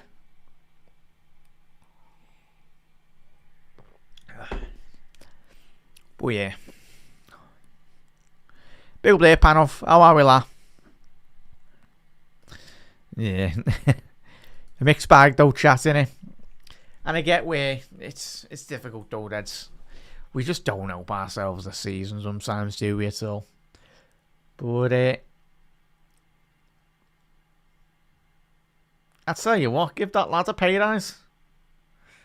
Even though he's already been here a couple of weeks anyway, the new set piece fella. Gentleman. He's doing his job. He's not like the Arsenal set piece. Obviously, the Arsenal set piece fella. It's all about him, innit? It's half time. There we go. But that's a bit of a weird half, really, in terms of Liverpool being 2-1 down anyway. Liverpool needed that goal at the back end of the half anyway, certainly, because I think if we didn't get that goal on the stroke of half time through Virgil van Dijk, then I think it would have been a very, very, very, very difficult game, especially coming out in that second half. Would have been opened up. Yeah, there we go, as Mr. said. We believe. It's all we can do, Reds, at the minute this season. Just believe. Open your heart and that. But yeah, let's have a little look in terms of the stats-wise, chat. I think that's only Liverpool's first. We scored from Liverpool's first shot on target. I think we have. Or might be our second. So a quick look. But statistics from half an hour into the game they weren't great, chat. We didn't even have a shot on target. We had one shot, but no shots on target half an hour into this game. Sorry, chat. So in terms of... Oh, wow. In terms of the stats so far tonight, it's Liverpool dominating possession again, as expected. Possession means absolutely nothing for Liverpool this season, as we know. But 62% possession for Liverpool, 38 to Bournemouth. Bournemouth higher, better XG, but get on the chances created by both sides. Your head will roll into Mars or Birkenhead, mate, with these. So, Bournemouth's XG 0.63 to Liverpool 0.47. That's the good and bad stuff, really. If you're a Bournemouth fan, you're made up. Total shots for Bournemouth 3 to Liverpool 6 total shots. Shots on target, Bournemouth 2 to Liverpool's 2 shots on target as well. So 2 shots apiece, but it's the quality of those chances that Bournemouth have created. Of course, it's basically a tap-in it for Bournemouth's first one in terms of Evan Nielsen. Yeah, high expected XG, 0.26. Great assist by Virgil van Dijk on that one. But in terms of their second goal, Jimenez, a lovely assist by Hill. And that was an expected XG of 0.31. So you look at that, like the quality of positions within the pitch as well that Liverpool tonight and many occasions this season as well, passing up opportunities in terms of players running off the back of Liverpool's defenders as well. Not ideal. Reds, we need to come back into it in the second half. We need to shake it up really and start doing much better. Chat, how would you... Well, the first one that we'd all do was throw on Hugo Ekitike, wouldn't we? Get him into the mix. Liverpool's central progression in terms of when we've got the ball out wide, even on the edge of the box as well. Liverpool have really lacked that outlet in terms of creating, obviously creating, but in terms of having that output, the central figure in the penalty area where you can just get to the byline and just cross the ball in. Because when the ball has gone wide for Liverpool so far tonight, there's been no one there. Because whether it's been Florian Wirtz, he's pulling the strings in the middle of the pitch. He's drifting out wide. He's doing absolutely everything he should be doing.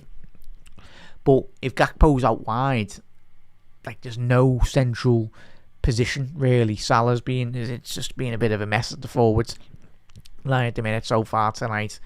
But Virgil van Dijk's expected XG was 0.17, which had come off his shoulders anyway, which is understandable. In terms of Liverpool's only second shot on target, you're looking at Salah's opportunity, and Liverpool's says a lot when Liverpool's 2 shots on target come in the 45th and the 44th minute for Liverpool.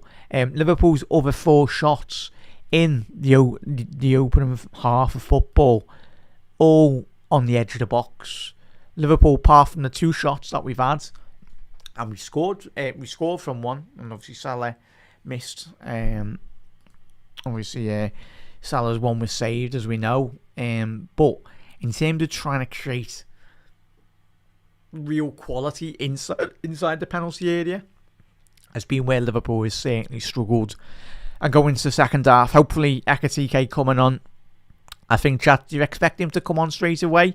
I don't think there's any time to waste, really.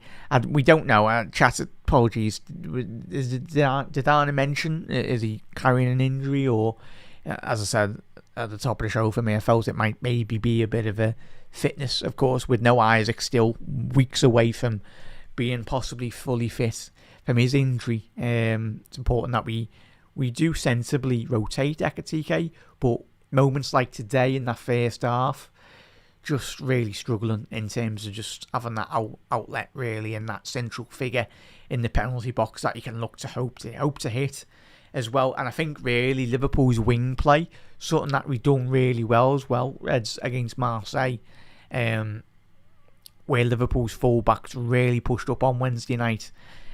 Tonight's just been very non-existent. When Liverpool's fullbacks have gone forward, or the defence has certainly gone up a bit more high up the pitch, Bournemouth have really penetrated them behind and really punished that Liverpool backline with the 2 goals as well. Obviously, the 1 goal was just it's a comedy really, in terms of Virgil was absolutely kicking it. I don't even know what Virgil was doing anyway, but yeah, certainly wasn't playing football anyway. But yeah, in terms of that, in terms of expected XG play as well for Bournemouth, much better set play as well. Liverpool set pieces have been better than Bournemouth, of course, scoring from one tonight, of course.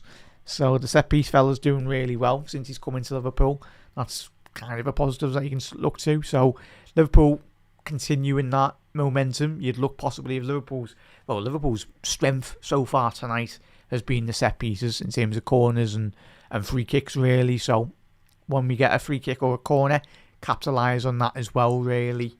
But yeah, in terms of passing accuracy, 84%, which is expected.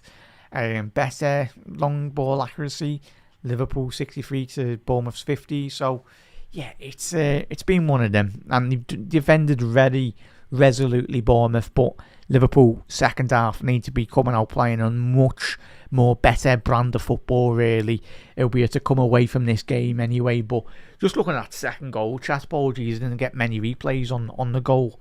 But the second, there's no one in the vicinity. There's no one in the vicinity of Hill in respect to closing that ball down. Again, when I'm analysing that back though, chat on the second replay in the thirds as well, it's a bit similar like the goal we conceded at Anfield against Burnley. Like, yes, Liverpool are suffering from having no like old school Fabinho or a Mascherano, but McAllister, Gravenberch, they need to be a lot more proactive on the edge of Liverpool's penalty area, because Hill there, he gets the ball, takes one stride, and it's a simple ball through the middle. Yes, he sliced Liverpool's defence open, but we're talking about Premier League football here. Like, we're not talking about like Conference League football where we're talking about Premier League standard.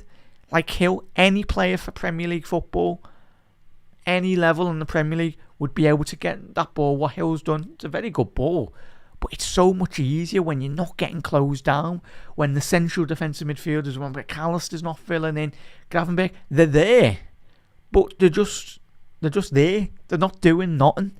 And neither are obviously the centre halves either. They're not on the toes. They're not willing to check over the shoulder, which they should be doing. Gravenberch and McAllister should be constantly checking as well over the shoulder, because if they did, then they would have known the space that was behind them. And yes, Kirkes does get done, but he needs a bit more protection from us, and certainly the centre halves as well. And obviously Gomez and Van Dijk, they're just getting balls put in through behind them when they're getting no protection. And your defence just doesn't start from Gravenberch or McAllister. It's the other lads ahead of them as well. They need to be closing down. They need to be cutting down the angles of space and everything really as well. So yeah, it's just very disappointing so far tonight, Reds. But yeah, just on the second analysis on that Hill ball to obviously Jimenez. Yeah, if we do that again, then it's unacceptable, really, in respect to just the defending, really, from Liverpool. And the lads know that themselves, the players as well. But you'd just like to see a bit more. It's just a bit mad, in all honesty, because that's what Bournemouth. That's what they would have been preparing all week in terms of the counter-attacking nature of Bournemouth. We said it, like, Bournemouth thrive on counter-attacks, on the wing plays as well, in terms of transition the ball from left to right flank in the central pockets. Like the wingers and even the fullbacks as well under Areola this season really get involved, and even the centre halves love to create.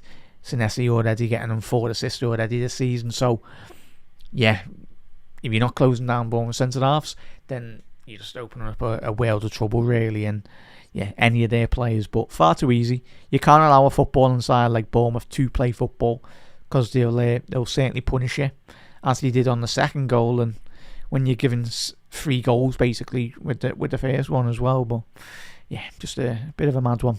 But yeah, it's just one of them chats, isn't it? Yeah, but there we go. We love the positivity, mate. Yeah, big up there, Seth. Yeah, 1972. So you've seen all the best and good moments of Liverpool, mate. And I said, obviously I'm 30 anyway, so yeah, probably 2001. I can just remember. Obviously a treble anyway, but yeah, I'm made up. I think grew up watching this era of Liverpool, so I can probably remember the performance levels as well. But it's just the high standards, and not just for any man. Like, all the managers that come into Liverpool, there's big expectations, even the players as well. But these players set their levels last year as well. But to be a great football team, you need to be putting in week after week. Of course, you can learn from week to week, and of course, you're going to lose games of football, but just some of the stuff that we've all seen, especially again today, some of the reoccurring tactical patterns and individual errors as well, as Radai mentioned with the Virgil van Dijk error. But what you can do is sometimes you can't prepare for individual errors, and that's right. But there's a second phase, there's a third phase as well, in terms of if situations like that occur, then set plan B, plan C, in terms of getting back into your shape. Don't be getting caught up too high up the pitch. So you just gotta plan better as well, really. You can always, and that's sometimes it is the beauty of football. It's very unpredictable. But so far this season, Liverpool have become too predictable in terms of the style of play, defensively as well. You know what, like as I just mentioned with Bournemouth, we knew how they were going to set up. We knew, and even Bournemouth tonight, they played with a bit more of a high line. The first 10-15 minutes for Liverpool, we were getting in. We were getting into like Bournemouth in terms of getting in behind. Vert was getting into a lot of space. Salah was off the back of the. So Liverpool first 10-15 minutes as well, we're making space and running to channels as well. But it just stopped. It just stopped like that. I don't know if it's a tactical shift or, of course, obviously Bournemouth will adapt to the way in which Liverpool started the game as well. But say if Areola does adapt to the 10-15 minutes, then Liverpool should then change something in game, like in terms of the way in which we play as well. So it's like a game of chess, and you've got to have different outcomes for different variations of play and everything. So you just got to have your plan B, C, 4. Like if plan A is not working, have B, C, and D, and whatever. So that's, I think the chat, I don't even know why I'm asking you anyway, in terms of, do you want to see Hugo Ekitike? I think that's a silly question. It is a silly question. We're all saying yes. Chachi Decarano, bring him on straight away, second half? Or do you think he'll wait until 50, 60 minutes? But if this game goes 3-1 again, that's the thing. You can't be allowing this game to go 3-1 and then bring on your striker, because that will just be just damage limitations, really, isn't it? But yeah, the Van Dijk one. Got a bit fortunate with it. Certainly did get a bit fortunate in terms of hitting his shoulder anyway.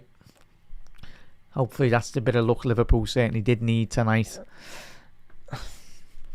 As Luke's saying, 4-1 lost tonight. Obviously, UFC's on tonight, mate. Yeah.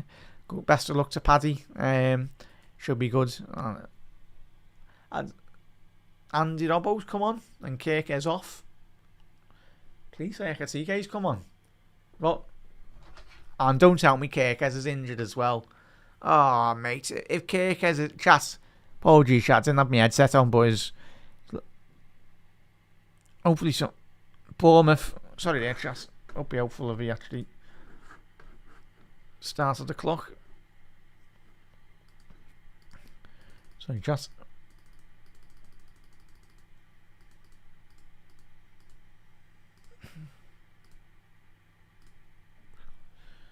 But yeah, chat. Right, that's the clock. If you want to sync that up there. Anyway, there you go. But yeah, Andy Robbo on here, chat. No sign of Hugo Ekitike, which bit mad. Alisson Becker, it's going to be a corner to Bournemouth. He's put that out for a corner. He's completely missed that, Ali. So, is this Robbo's swan song?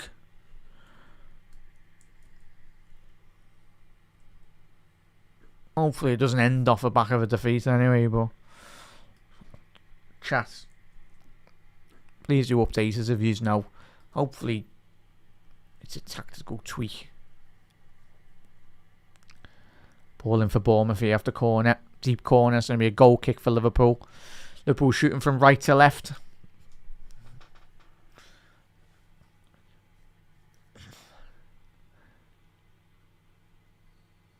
Areola looking like me with my notes for the shows. Just pulled out about 20 notes. Probably just wrote on his notes, just get at Liverpool's back line, go forward. run forward. Bit of a miscue there from Senesi. But yeah, chat. Andy Robbo's on.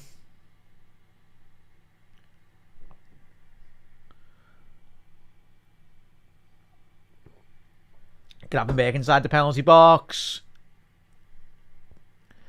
Collected by Smith, and there's going to be a possible counter-attack here.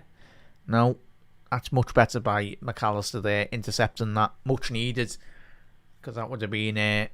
Krupi would have been in a 2v2 situation on the halfway line against Liverpool.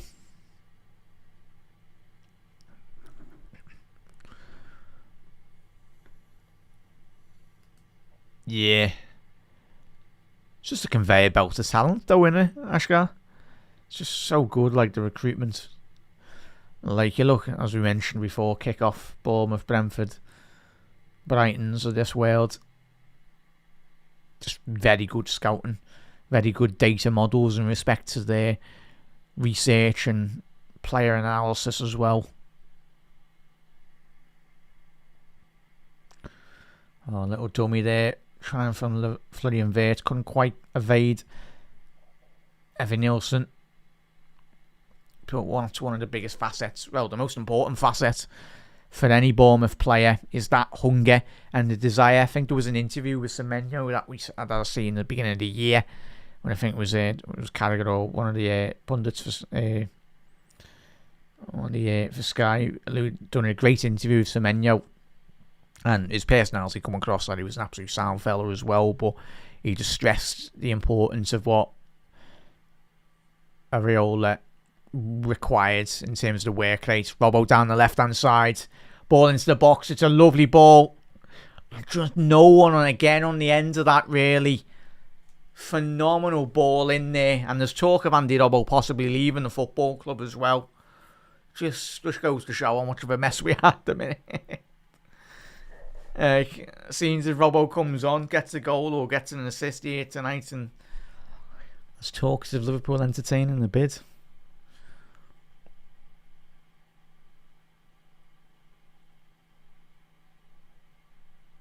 Sabostlai.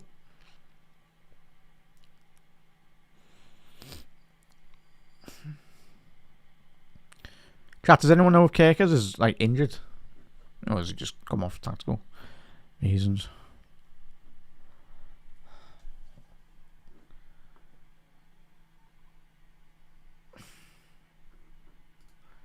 He come in, but he's actually, yeah, that's caused problems as well.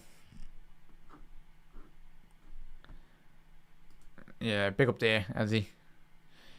Yeah, it did look offside, mate, but he was onside. Virgil's left boot. I've only seen it on like a second replay anyway, mate, but yeah, it looked onside, mate, but...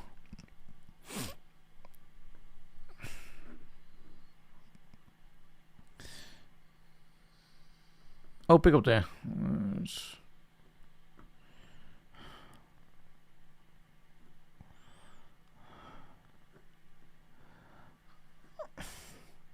To get to the super chat there, bud. Sorry, bud. 1 sec. Let's quickly get to it. Thank you very much for the super chat, mate. He said, so look, it's more predictable than Gakpo in Liverpool's history. But I think it's too many now to watch Gakpo. Yeah, it's against a low block. It's so difficult. He doesn't help himself though, Cody, does he? I love him as a player, but I get where, and people analyse him as well. He works really hard, but against a low block system, he doesn't bring the best qualities out of him as well. I'd say, you know, if he played for like a Newcastle or a team where, like, what was it, Brentford I watched on Match of the Day as well last week, when you've got Igor, like it's like Thiago for Brentford. You're seeing Thiago get so much space, but it's because he plays for Brentford, and teams want to get at Brentford. But when teams come up against Liverpool, it's just 2 banks of 5. But it's about having that individual quality, and I think Gakpo, yeah, I get where everyone gets frustrated. But it wouldn't surprise me if Cody gets a goal here tonight. Because he's that type of player as well. He does always get involved with goals as well. So, on that occasion, nearly getting in. Like, I think it just might be a combination of, at the end of the day, Cody Gakpo's not the head coach of this team. Cody's just following instructions, isn't he? I think, so yeah. Yeah, I don't think it's the lacking of Cody's ability. I think it's just about trying to get the best out of Gakpo in the right system, in the right way of playing football as well. But thank you very much for the super chat, bud. Was it Barat? Hopefully I pronounced that right, miss. Apologies if not. But thank you very much, miss. Big up there, Carl. 4-2, bud. Yeah. They're on the counter attack. Ball forwards here now. Big up there, lads. Up the Cherries. Fair play to your lads as well tonight, mate. Welcome to all the Bournemouth fans. If anyone tuned in. Played well in the first half. McAllister on the edge of the box. Again, that low block of Bournemouth. It's now again up to Liverpool for like the 23rd game of the season. Got to break down another stubborn defence, which is understandable. The 2-1 up. It's tasked with Liverpool now to break this side open. Here we go, Cozy. Well done, lads. Getting a corner out of that.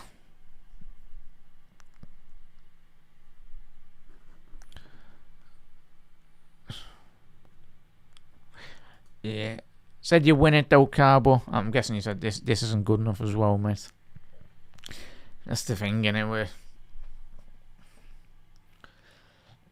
A difficult run of form anyway. But chat, of course, Trev and Dave and the lads will be analysing the game after the full-time whistle. Obviously that'll be after the full-time whistle this evening. So if you are new, if you're a pro subscriber, you'll be able to listen to that in the sound studio. Ball in from Dominic Szoboszlai, collected by Petrovic. Comfortable for the former Chelsea man. But yeah, the lads, post-match row lads, will be following the full-time whistle then. So if you are a pro subscriber, you can listen to that in the Discord, in the sound studio, and interact with the lads as well. Get your comments in. But if you haven't already subscribed to Anfield Index Pro, what are you doing? Head over to AnfieldIndex.com as well. If you want to subscribe for the month, comes in at £7.99. Obviously, that opens up the membership to all the full-length podcasts as well in their full entirety. Of course, on the website as well. Obviously, all the articles, all the podcasts as well. If you want to pay for the year, comes in at £59.99. Just as little as £4.99. Little bit of a coffee anyway. And you get all those shows, over 600 plus free articles, and so much more as well. Got you covered on all things LFC throughout the week and throughout the season as well. That's Liverpool on the edge of the box. Yates to Frimpong. So it'll be a throw into Liverpool down the right hand side. Last 5 minutes, Liverpool have had the better. Had a better spell possession. Go on, Frimpong. Drive with that, lads. It's going to be another corner for Liverpool now. As we said at half time, Liverpool's best chances of the game. Best overall high percentage of chances has come from set pieces. So hopefully Salah can whip a bit of quality in now. A big Virgil on that again. Can he get a double? Ball in. It's straight to Petrovic. That's two corners. Not the one that we seen just before half time in terms of delivery.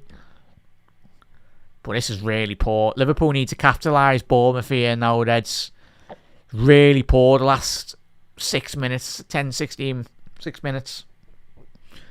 Since we started the second half, Bournemouth but literally at 6s and 7s really. can't string any passes together. This is a moment where Liverpool need to fully capitalise and take the momentum all the way back to Petrovic and goal. And he'll be picking that up. Looks like Hugo Ekitike, thankfully, Reds is coming on. Curtis is coming on as well. So probably you'd say... I'm hoping he doesn't take Wirtz off though, chap, but...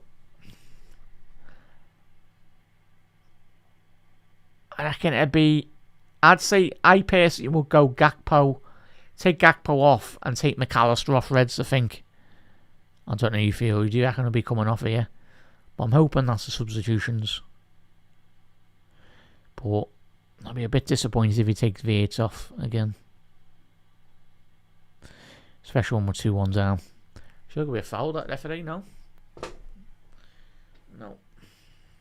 So the subs are coming here, Reds.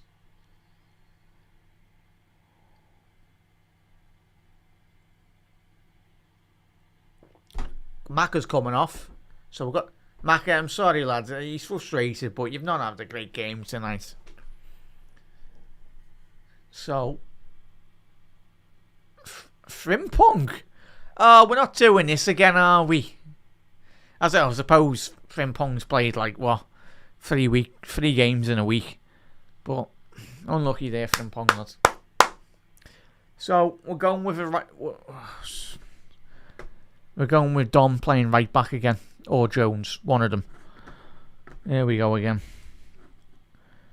They're done batter us on that left wing, chat, I'm telling you now.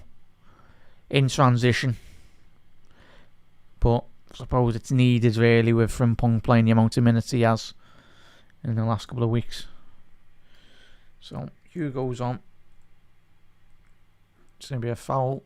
Curtis got a free kick. 35 yards from goal.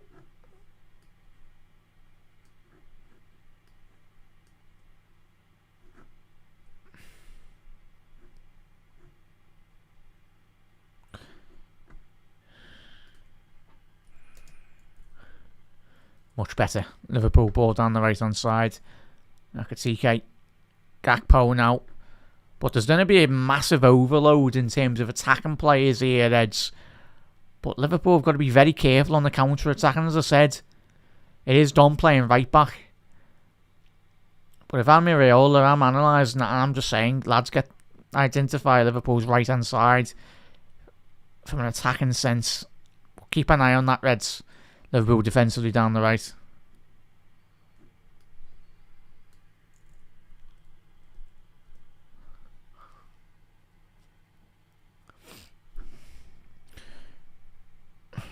Frimpong off.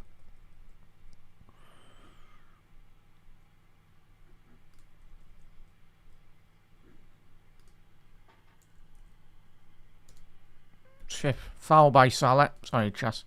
Just sorting the air subs.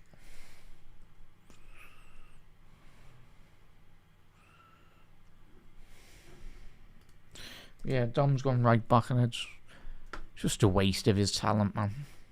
I get, obviously, we all get, like, obviously, Gomez injured. And it's important that so we did need to replace Frimpong the minute he's played. But Jeremy's going to be playing a big load of minutes on Wednesday night as well. In an important game. Not every game for Liverpool's important.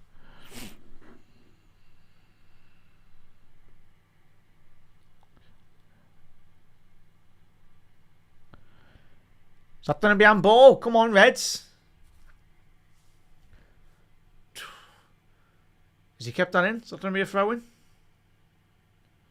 They're checking it on ball here. Go on, give us a penalty. Possible penalty check here for Liverpool. Szoboszlai. It's going to be one of them. But that is a snidey. No penalty. It's never going to be getting given. But it's a clever. He's moved the ball like that. He's tucked his arm in. But the ball is going on target, and that's what Gravenberg's saying. He's moved his arm towards it, but technically, because his arm is tucked in, it's absolute nonsense. That I get that. I know a lot of you might think that's just never. It was never going to be getting given, but it's clever defending. But yeah, it's just one of them. He's the ball, the trajectory is going on target.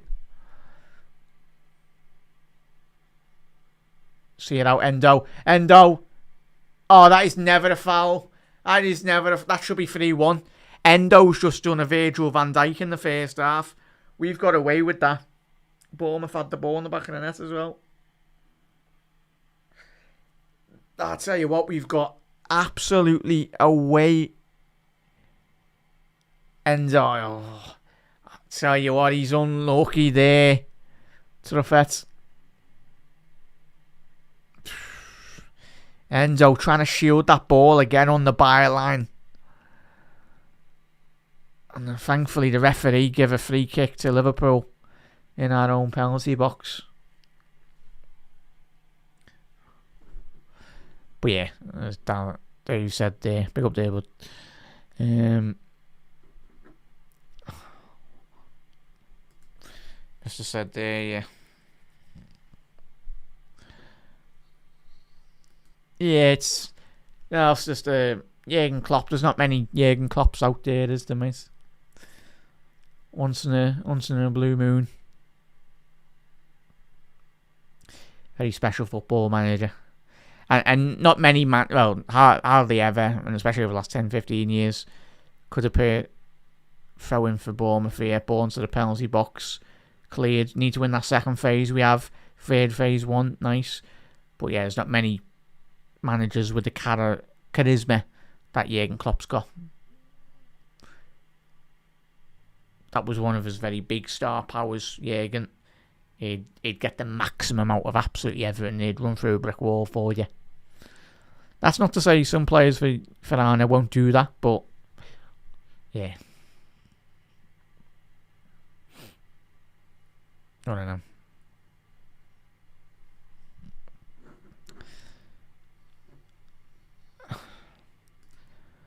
Yeah. True, Trev.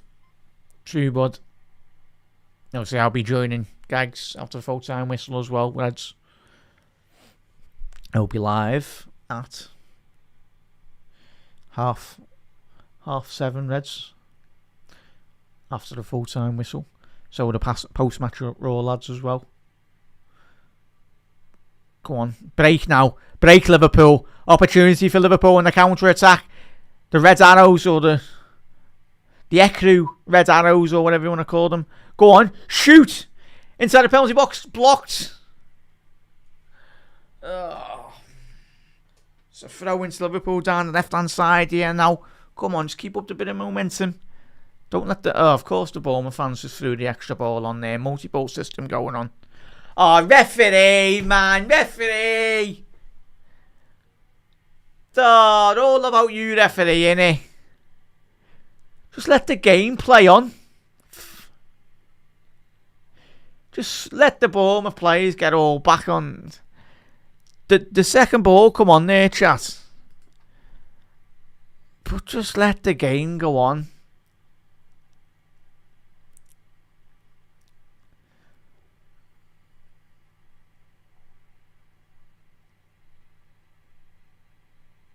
Hugo, first couple of touches, he hasn't had much since he's come on here, Hugo, but he doesn't need too much to get involved.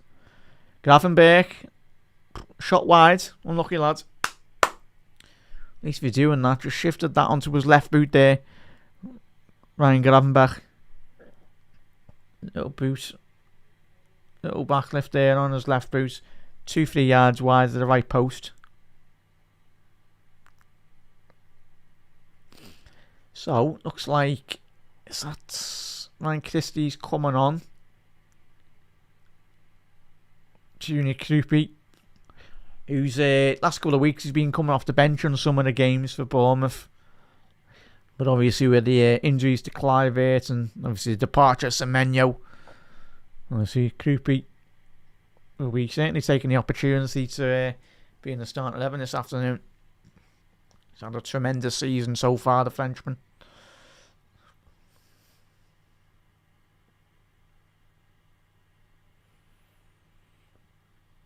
But just can't be allowing ourselves to switch off here. Like, Liverpool have had a lot of possession the last 20 minutes, but done absolutely nothing really with it. Let's hopefully we can change that. Cody Gakpo down the left-hand side here now.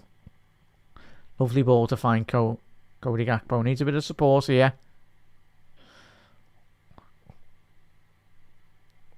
Cody, do the overlap there, Cody, man. You just stopped. Play the ball and move. Oh, lovely ball to find Robbo. Robbo ball in. It's going to be a corner. That's better, Cody, man. In that area of the pitch, outside the penalty box, he found a fantastic ball to find Andy Robbo. Left-hand side of the Bournemouth box. So it's going to be another corner here now. It's going to be an in-swing here, expect from Dominic Szoboszlai. It's got to be careful on the counter-attacks. Come on, lads. Come on, Tom. Ball in. Punch by Petrovic. Reset. Ball out wide and whip a ball back in now. Gators. Got the big lads in. It's so frustrating, man. All the way back. All the way back.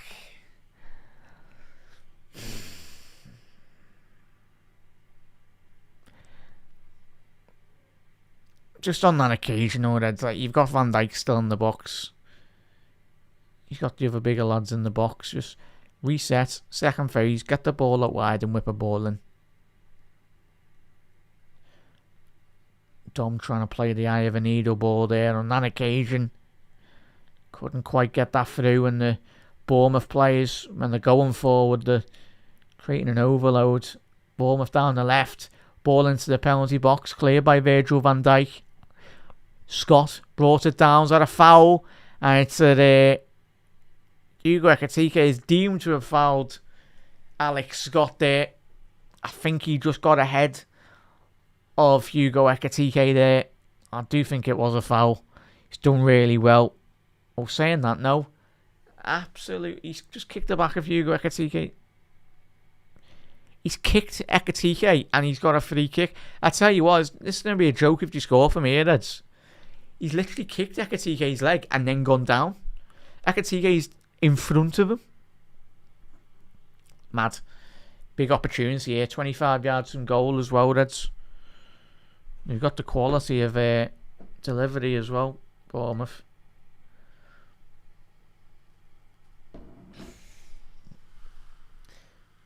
Full on meeting there. 6, 7 of them all crowding around the edge of the box.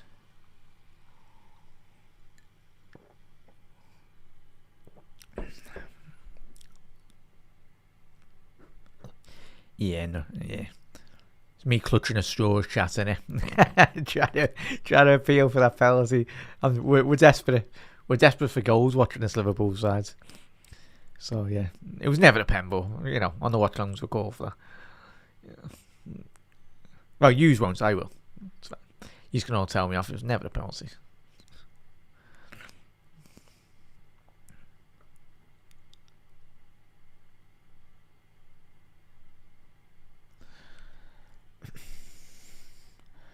So Scott here, standing over this. Adley as well.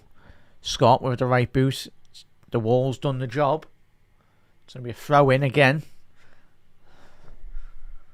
But if this was Arsenal, basically giving them a penalty, or any Premier League club for that matter, when Liverpool are defending throw-ins or corners, it's basically a penalty, innit, for the opposition. There we go. Another long 20-yard ball into Liverpool's penalty box off this. Ball in for Bournemouth. Second phase lost. Shot. Alisson Becker's collected it. Now counter, Reds. Please counter. I forgot what a counter attack looks like. Why are we watching replays? I'm guessing Ali still kept hold of the ball. Oh, look, we're still in our own half.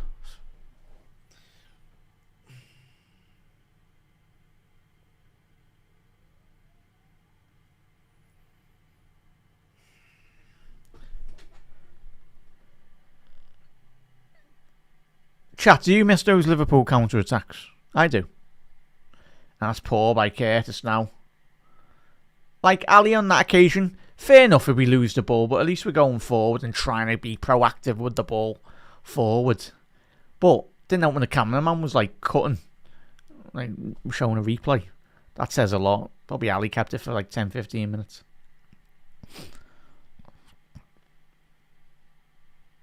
Ekatiké's just been fouled there, and Bournemouth are inside Liverpool's penalty box. And Evan Nielsen, that's poor. That should be 3-1 to Bournemouth. And Lewis Cook's pointing to Evan Nielsen just to say he should have been on the byline at least. On the 6-yard byline. On the 6-yard line, sorry. But yeah, Evan Nielsen drifted off to that penalty spot position. But yeah, Cook, he's been a consistent throughout Bournemouth in the Premier League. Rio and Gamua coming on the 70th minute. At least Rio's getting more than just a minute in the game. Come on, Rio, lads.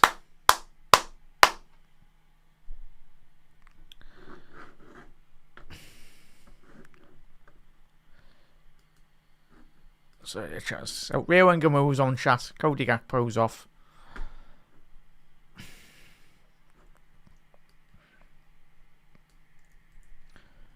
But yeah, I tell you, if the league wasn't that bad this season, chat, Liverpool would probably be about 14th or 15th in the league this season. If the league wasn't as inconsistent as it has been from like outside the top two.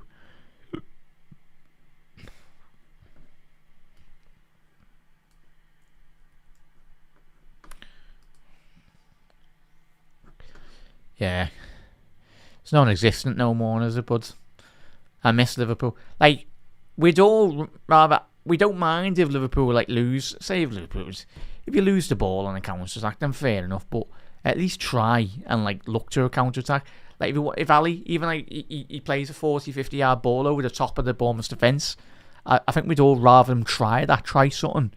Try play a bit risk-adverse as well in terms of just go for it. No harm in it. Only harm, yeah. Like, fair enough, you can see it. And but just playing far too cautious. Ekatike. Is that not going to be a foul? Hugo, just go down, lads. Stop staying on your feet this season, man. Feel contact, go down. You don't get a medal for staying on your feet, lads. You don't get a pat on the back from the Premier League referees. You just get waved across. You get no free kicks, mate, or penalties. If you feel any contact, like, go down.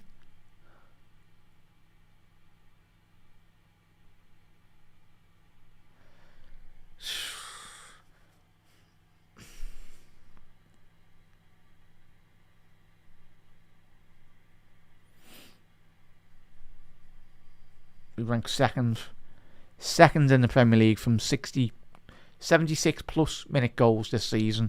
12 goals this season in this stage of games. Oh, Robbo. Now, Van Dijk, don't be putting your arms up. Get back now in position. You can be disappointed. Do you want to...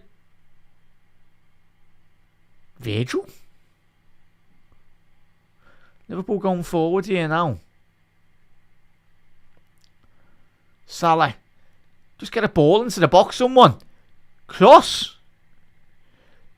Dom. Inside on the edge of the penalty area. Are we done across the ball at least? We've got about 5 men in the box. Rio. Go on, lads. Try and create something. Rio and Camilla. Go down, Rio. Go down. You could hear the trepidation in the Bournemouth fans as soon as Rio got past. The Bournemouth fan, you could hear it as soon as he went, like, got a little bit of contact. You could hear the Bournemouth crowds.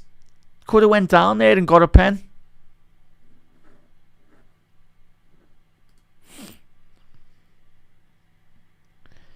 Ay, ay, ay.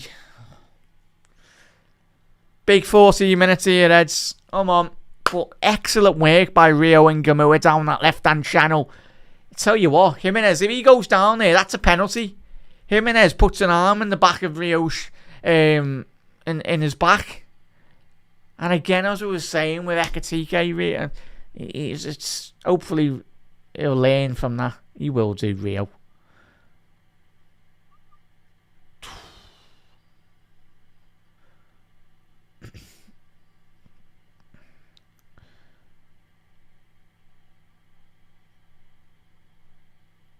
Andy Robbo. Go on, Robbo.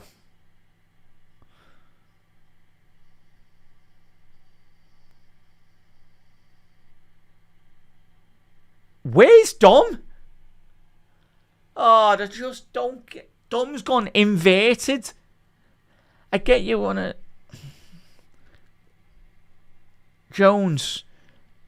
Robbo. But, oh, it's over the bar. Is that going to go for corner? No, it's still being. Rio Wengamua. So Liverpool playing really central at the minute. Go down, Rio. That's a foul. Well done, lads. Well done, Rio, lads. It's what you want from your winger. Coming off the left-hand flank, cutting in. But when he cuts in, he's driving at the opposition with real quality. And he forces a foul. Here we go, lads. Feel any contact, go down. Well done, lads. So an opportunity here now, an excellent opportunity for Liverpool on the edge of the box.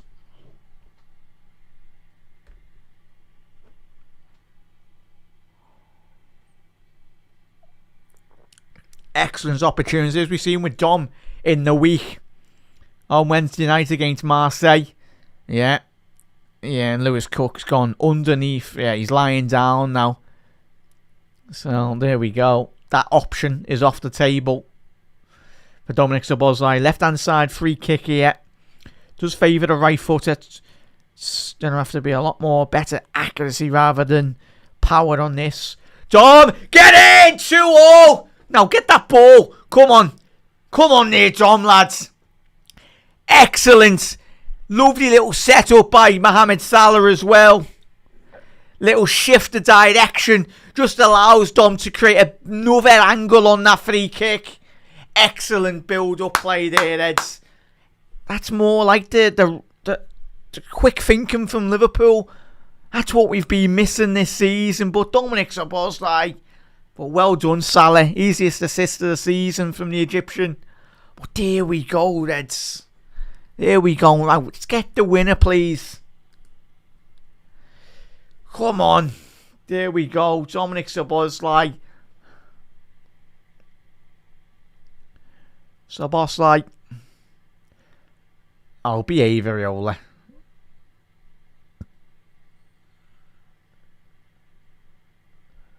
What's he saying? He's saying there was a... But there we go, Reds. Dominic Szoboszlai. 2-2 now. Let's get the winner here. Oh, yeah. Liverpool going forward here now. Oh, what a save by Ali Christie on the edge of the box. What a effort and what an even phenomenal world-class save by Alisson Becker. Fingertips with his left hand there. Flying into the top right corner. Been unorthodox really, Ali. You'd expect to save it with his right, but obviously fully covered with his left. But Liverpool, as we've seen on many occasions this season, when we've got back into a game, just always tend to just undo ourselves. Speaking ideally against those Leeds games as well. Get in there, chat. Ball to the far stick. Appealing for handball there, the Bournemouth fans. What, there's a counter-attack here now. But certainly Rio Wengamua, he's brought this game to life, Reds. I'm telling you that now. It's provided Liverpool with that bit more energy, bit more desire, bit more something different as well in terms of just his qualities on a football pitch. Get in there, Panoff. Yeah, phenomenal strike, man.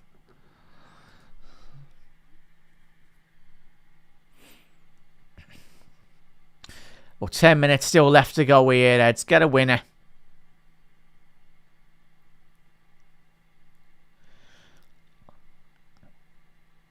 It's going to be a foul. Still going to be a free kick. Referee, man. Oh, behave, Smith. Well done, Rio, lad. Keep your heads up, lad. There we go. Well, Dominic Szoboszlai getting the equaliser for Liverpool.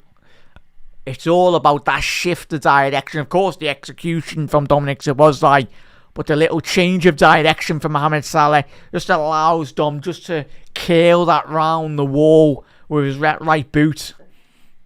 And obviously, as soon as Dom's in that position, just lets that right boot of his do the rest of the work.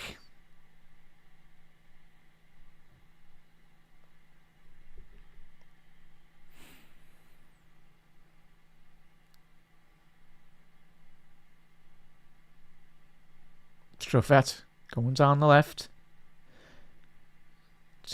Oh, get up. It's a counter-attacking opportunity here for Liverpool now. Curtis Jones through the middle. He's got Rio Nguema on the left-hand side. Rio needs to get his head up. Just outside the penalty box. Rio Nguema. Still got it, Rio. Oh, he's trying to play that ball. Unlucky, lad. Unlucky.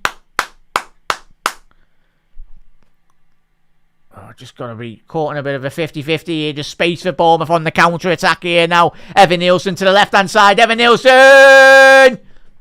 Should be 3-2. How's he missed? What a huge miss by the Brazilian. There was acres of space at the heart of Liverpool's defence. And he would have been onside there. Virtual playing him on again. But I tell you what, I know that might not look like a lot from Dominic Szoboszlai. But the fact that Dom slightly just puts an arm on the back of Evan Nielsen. But I tell you what, it's great goalkeeping as well. Even though Ali doesn't get a touch on that. But it's the fact that Ali comes off his line very quickly to narrow down the angle. Forces Evan Nielsen to just drag that wide to the left-hand post as well.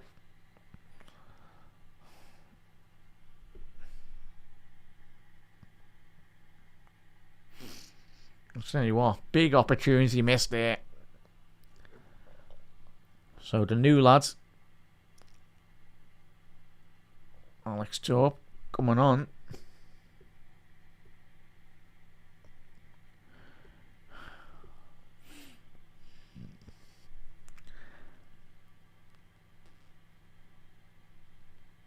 Diagonal switch. Go on, Mo.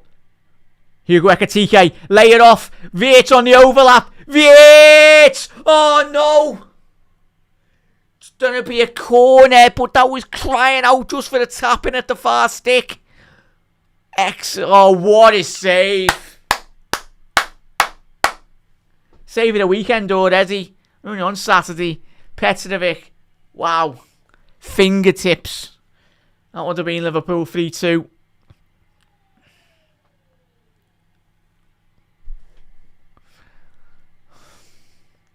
What? And we didn't get a corner. What are these referees playing at, man? Being robbed of a blatant corner. Surely you can see that was a corner.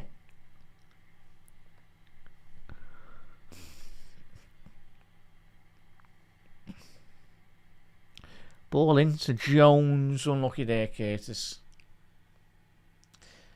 But tell you what, Jones has really pushed up very high here, man. This is where, on Liverpool, on the counter-attack, when we're getting counter-attack, sorry, there's a lot of space for Bournemouth to exploit.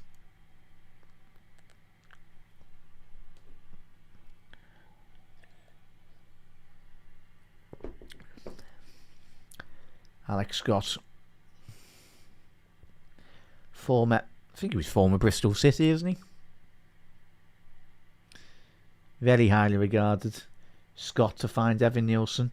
Needs a bit of support here, the Brazilian. He's found that with Cook. Ball into the box. Lovely ball to find Christie. Scott over the bar, thankfully. But again, just far too early. And Van Dijk's he's got his hands in his head. He's disappointed, and I can understand. Angel just getting constantly frustrated with it. It is mad.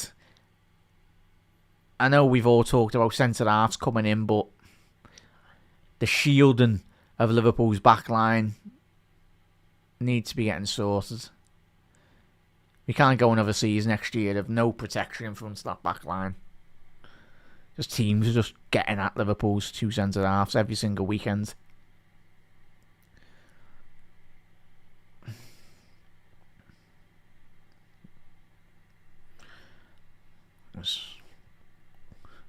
But, you know, both teams going to go for it. Evan Nielsen. Scott. Liverpool counter-attacking opportunity here now. Viet. He's got Salah too much on that. Maybe Salah about 5 years ago when he was a lot more quicker. Oh yeah, chat. Keep on going here, Eds. As Arnie's just saying, press. I mean, he's wanting his team just to be a lot more higher pressed. Ekatike just telling his teammates just to be a bit more pressed. But if we're doing this, we've got to be making sure that when you win the second and third phase. Take your time. That's it, lads. High up the pitch, man.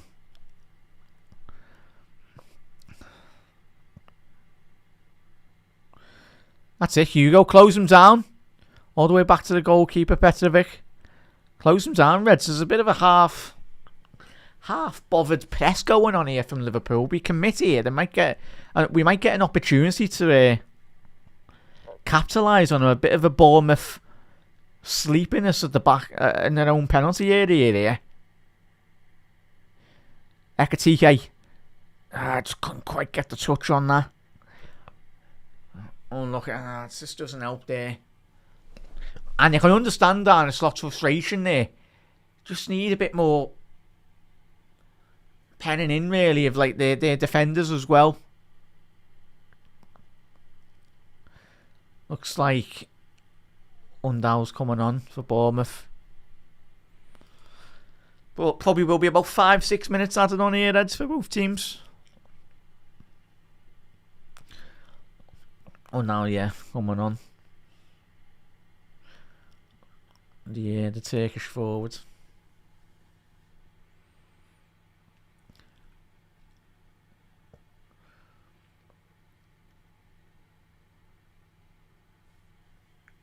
It's mad how deep Viet has to come to get the ball, innit? It's mad.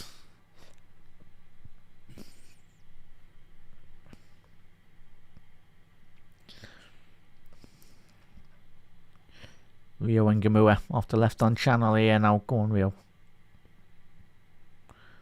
Keep on making that. 4 minutes.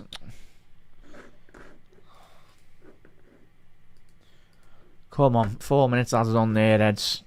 Let's do a winner in here. Make sure you do it that. Do like, share, and subscribe as well to Anfield Index as well, Reds. Viet, shoot, lads. Oh, what are you doing? Of course, the post-match Raw, lads. Trev and Dave and the lads will be live literally in the next 10 minutes. Obviously, picking apart all the big moments of the game. Obviously, I'll be joining Gags at past.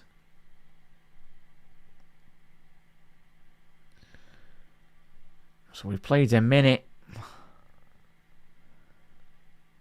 And on the counter-attack, we're so open here. See what this game's here for absolutely anyone here, really. Viet. Enzo, go ahead, lad. So we're getting men forward. Jones. Ekatike. Oh, there's too many. They're all in close proximity of each other. Viet. He's found Salah. Just someone have a shot. Ekatike.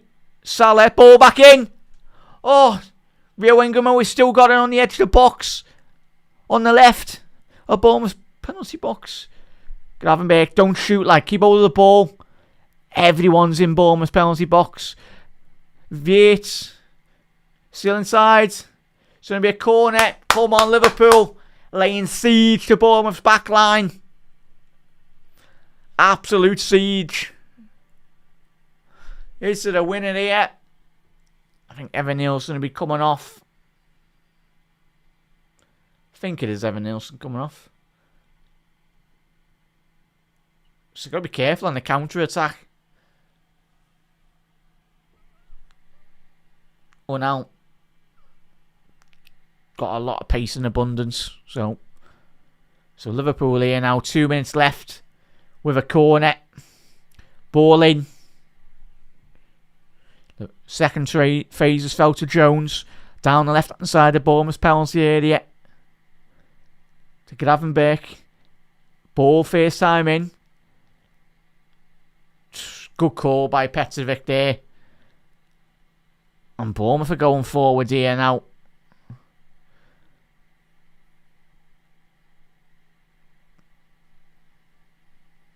You take that. You take the yellow card, Gravenberch. It's not like teams would do that to us, would they? But chat again. It's another draw. Still unbeaten though. Just very frustrating. Another draw. On another season, maybe you'd look at this and go, given Bournemouth the quality as well. But draws are not what Liverpool need at this moment in time. But there's still chance for the winner for Bournemouth. Still 30 seconds left to go. Bournemouth throw in here, ball into the penalty box. You've won the flick on. I'll tell you what. Thankfully, Ekatike was alert there at the far stick. And it's going to be another might as well be a corner to Bournemouth. How good they are on throw-ins. So 10 seconds left to go here. Go on, referee, blow the whistle, man. But it looks like Bournemouth are just happy there. Chat, man of the match. You have to give it for a Liverpool player. I'd give it to Rio just for the impact he's had in literally 20 minutes. Scramble at the box! It's 3-2! Oh, you are having a laugh!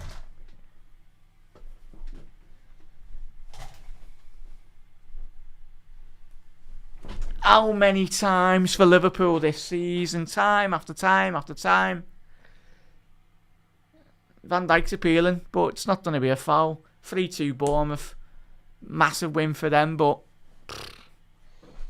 don't even know where my headset's gone, but chat, there we go. Another bottling of 3 points from Liverpool. Oh, a point, sorry, that is. Sorry, not 3 points. But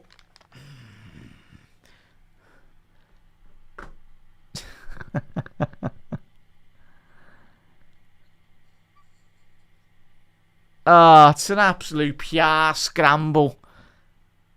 It's like us. Absolute fair play to Bournemouth. They've not let that ball drop there at all. But I tell you what a finish that is over the advancing leg of Alisson Becker. Chat, it is 3-2. Sorry, the bloody mouse has decided to pack in there. But yeah, goal's going to be standing. That is 3-2. Oh, geez, chat, my mouse is... quickly... yeah, there we go. It is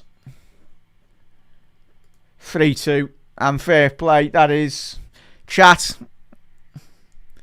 I'll see you in 5 minutes with Gags. Again, a massive thank you for everyone for the great support on the watch along tonight. But where do we go here, Eds? We're not surprised at all. Fair play. Congratulations on any Cherries out there as well. But so very predictable. But yeah, it's full time. Liverpool man of the match, Rio. But yeah, Van Dijk's appealing with the referee. I don't know. I've only seen. I don't even want to watch. I don't even want to watch the replay. I've only seen one replay, and I don't really care about the. Yeah, and yeah, but yeah. Chat, I'll see you in 5 minutes. Me and Gags will be taking apart the game. Reds, apart from the Reds playing abysmal tonight, look after yourselves. And yeah, Liverpool for the many times this season. try and enjoy your weekends. Well, you will enjoy your weekend. Just forget about it, Eds, for this week. But yeah, look after yourselves. A massive thank you as well, everyone. Look after yourself. But very frustrating the way Liverpool just couldn't close that game out. Could not close that game out. But seen Leeds, Sunderland, the games we've had this season. Yeah, but Reds, fair play Bournemouth. Look after yourselves. I'll see you in 5 with me and Gags. 4 minutes now. But Reds, make sure you tune in to post-match Raw, lads, as well. Hit that subscribe button down below. Subscribe to Anfield Index. Head over to AnfieldIndex.com as well to get involved in all things LFC. Over 600 plus free articles and over 75 free podcasts a month on Anfield Index as well. But Reds, I'll see you in 4 minutes anyway with Gags, and we'll certainly take apart what was another horrendous 94 minutes of football anyway. 94 and a half or whatever, but it doesn't matter. Reds, thank you as always. We go again on Wednesday night, and we better win in Europe. We better.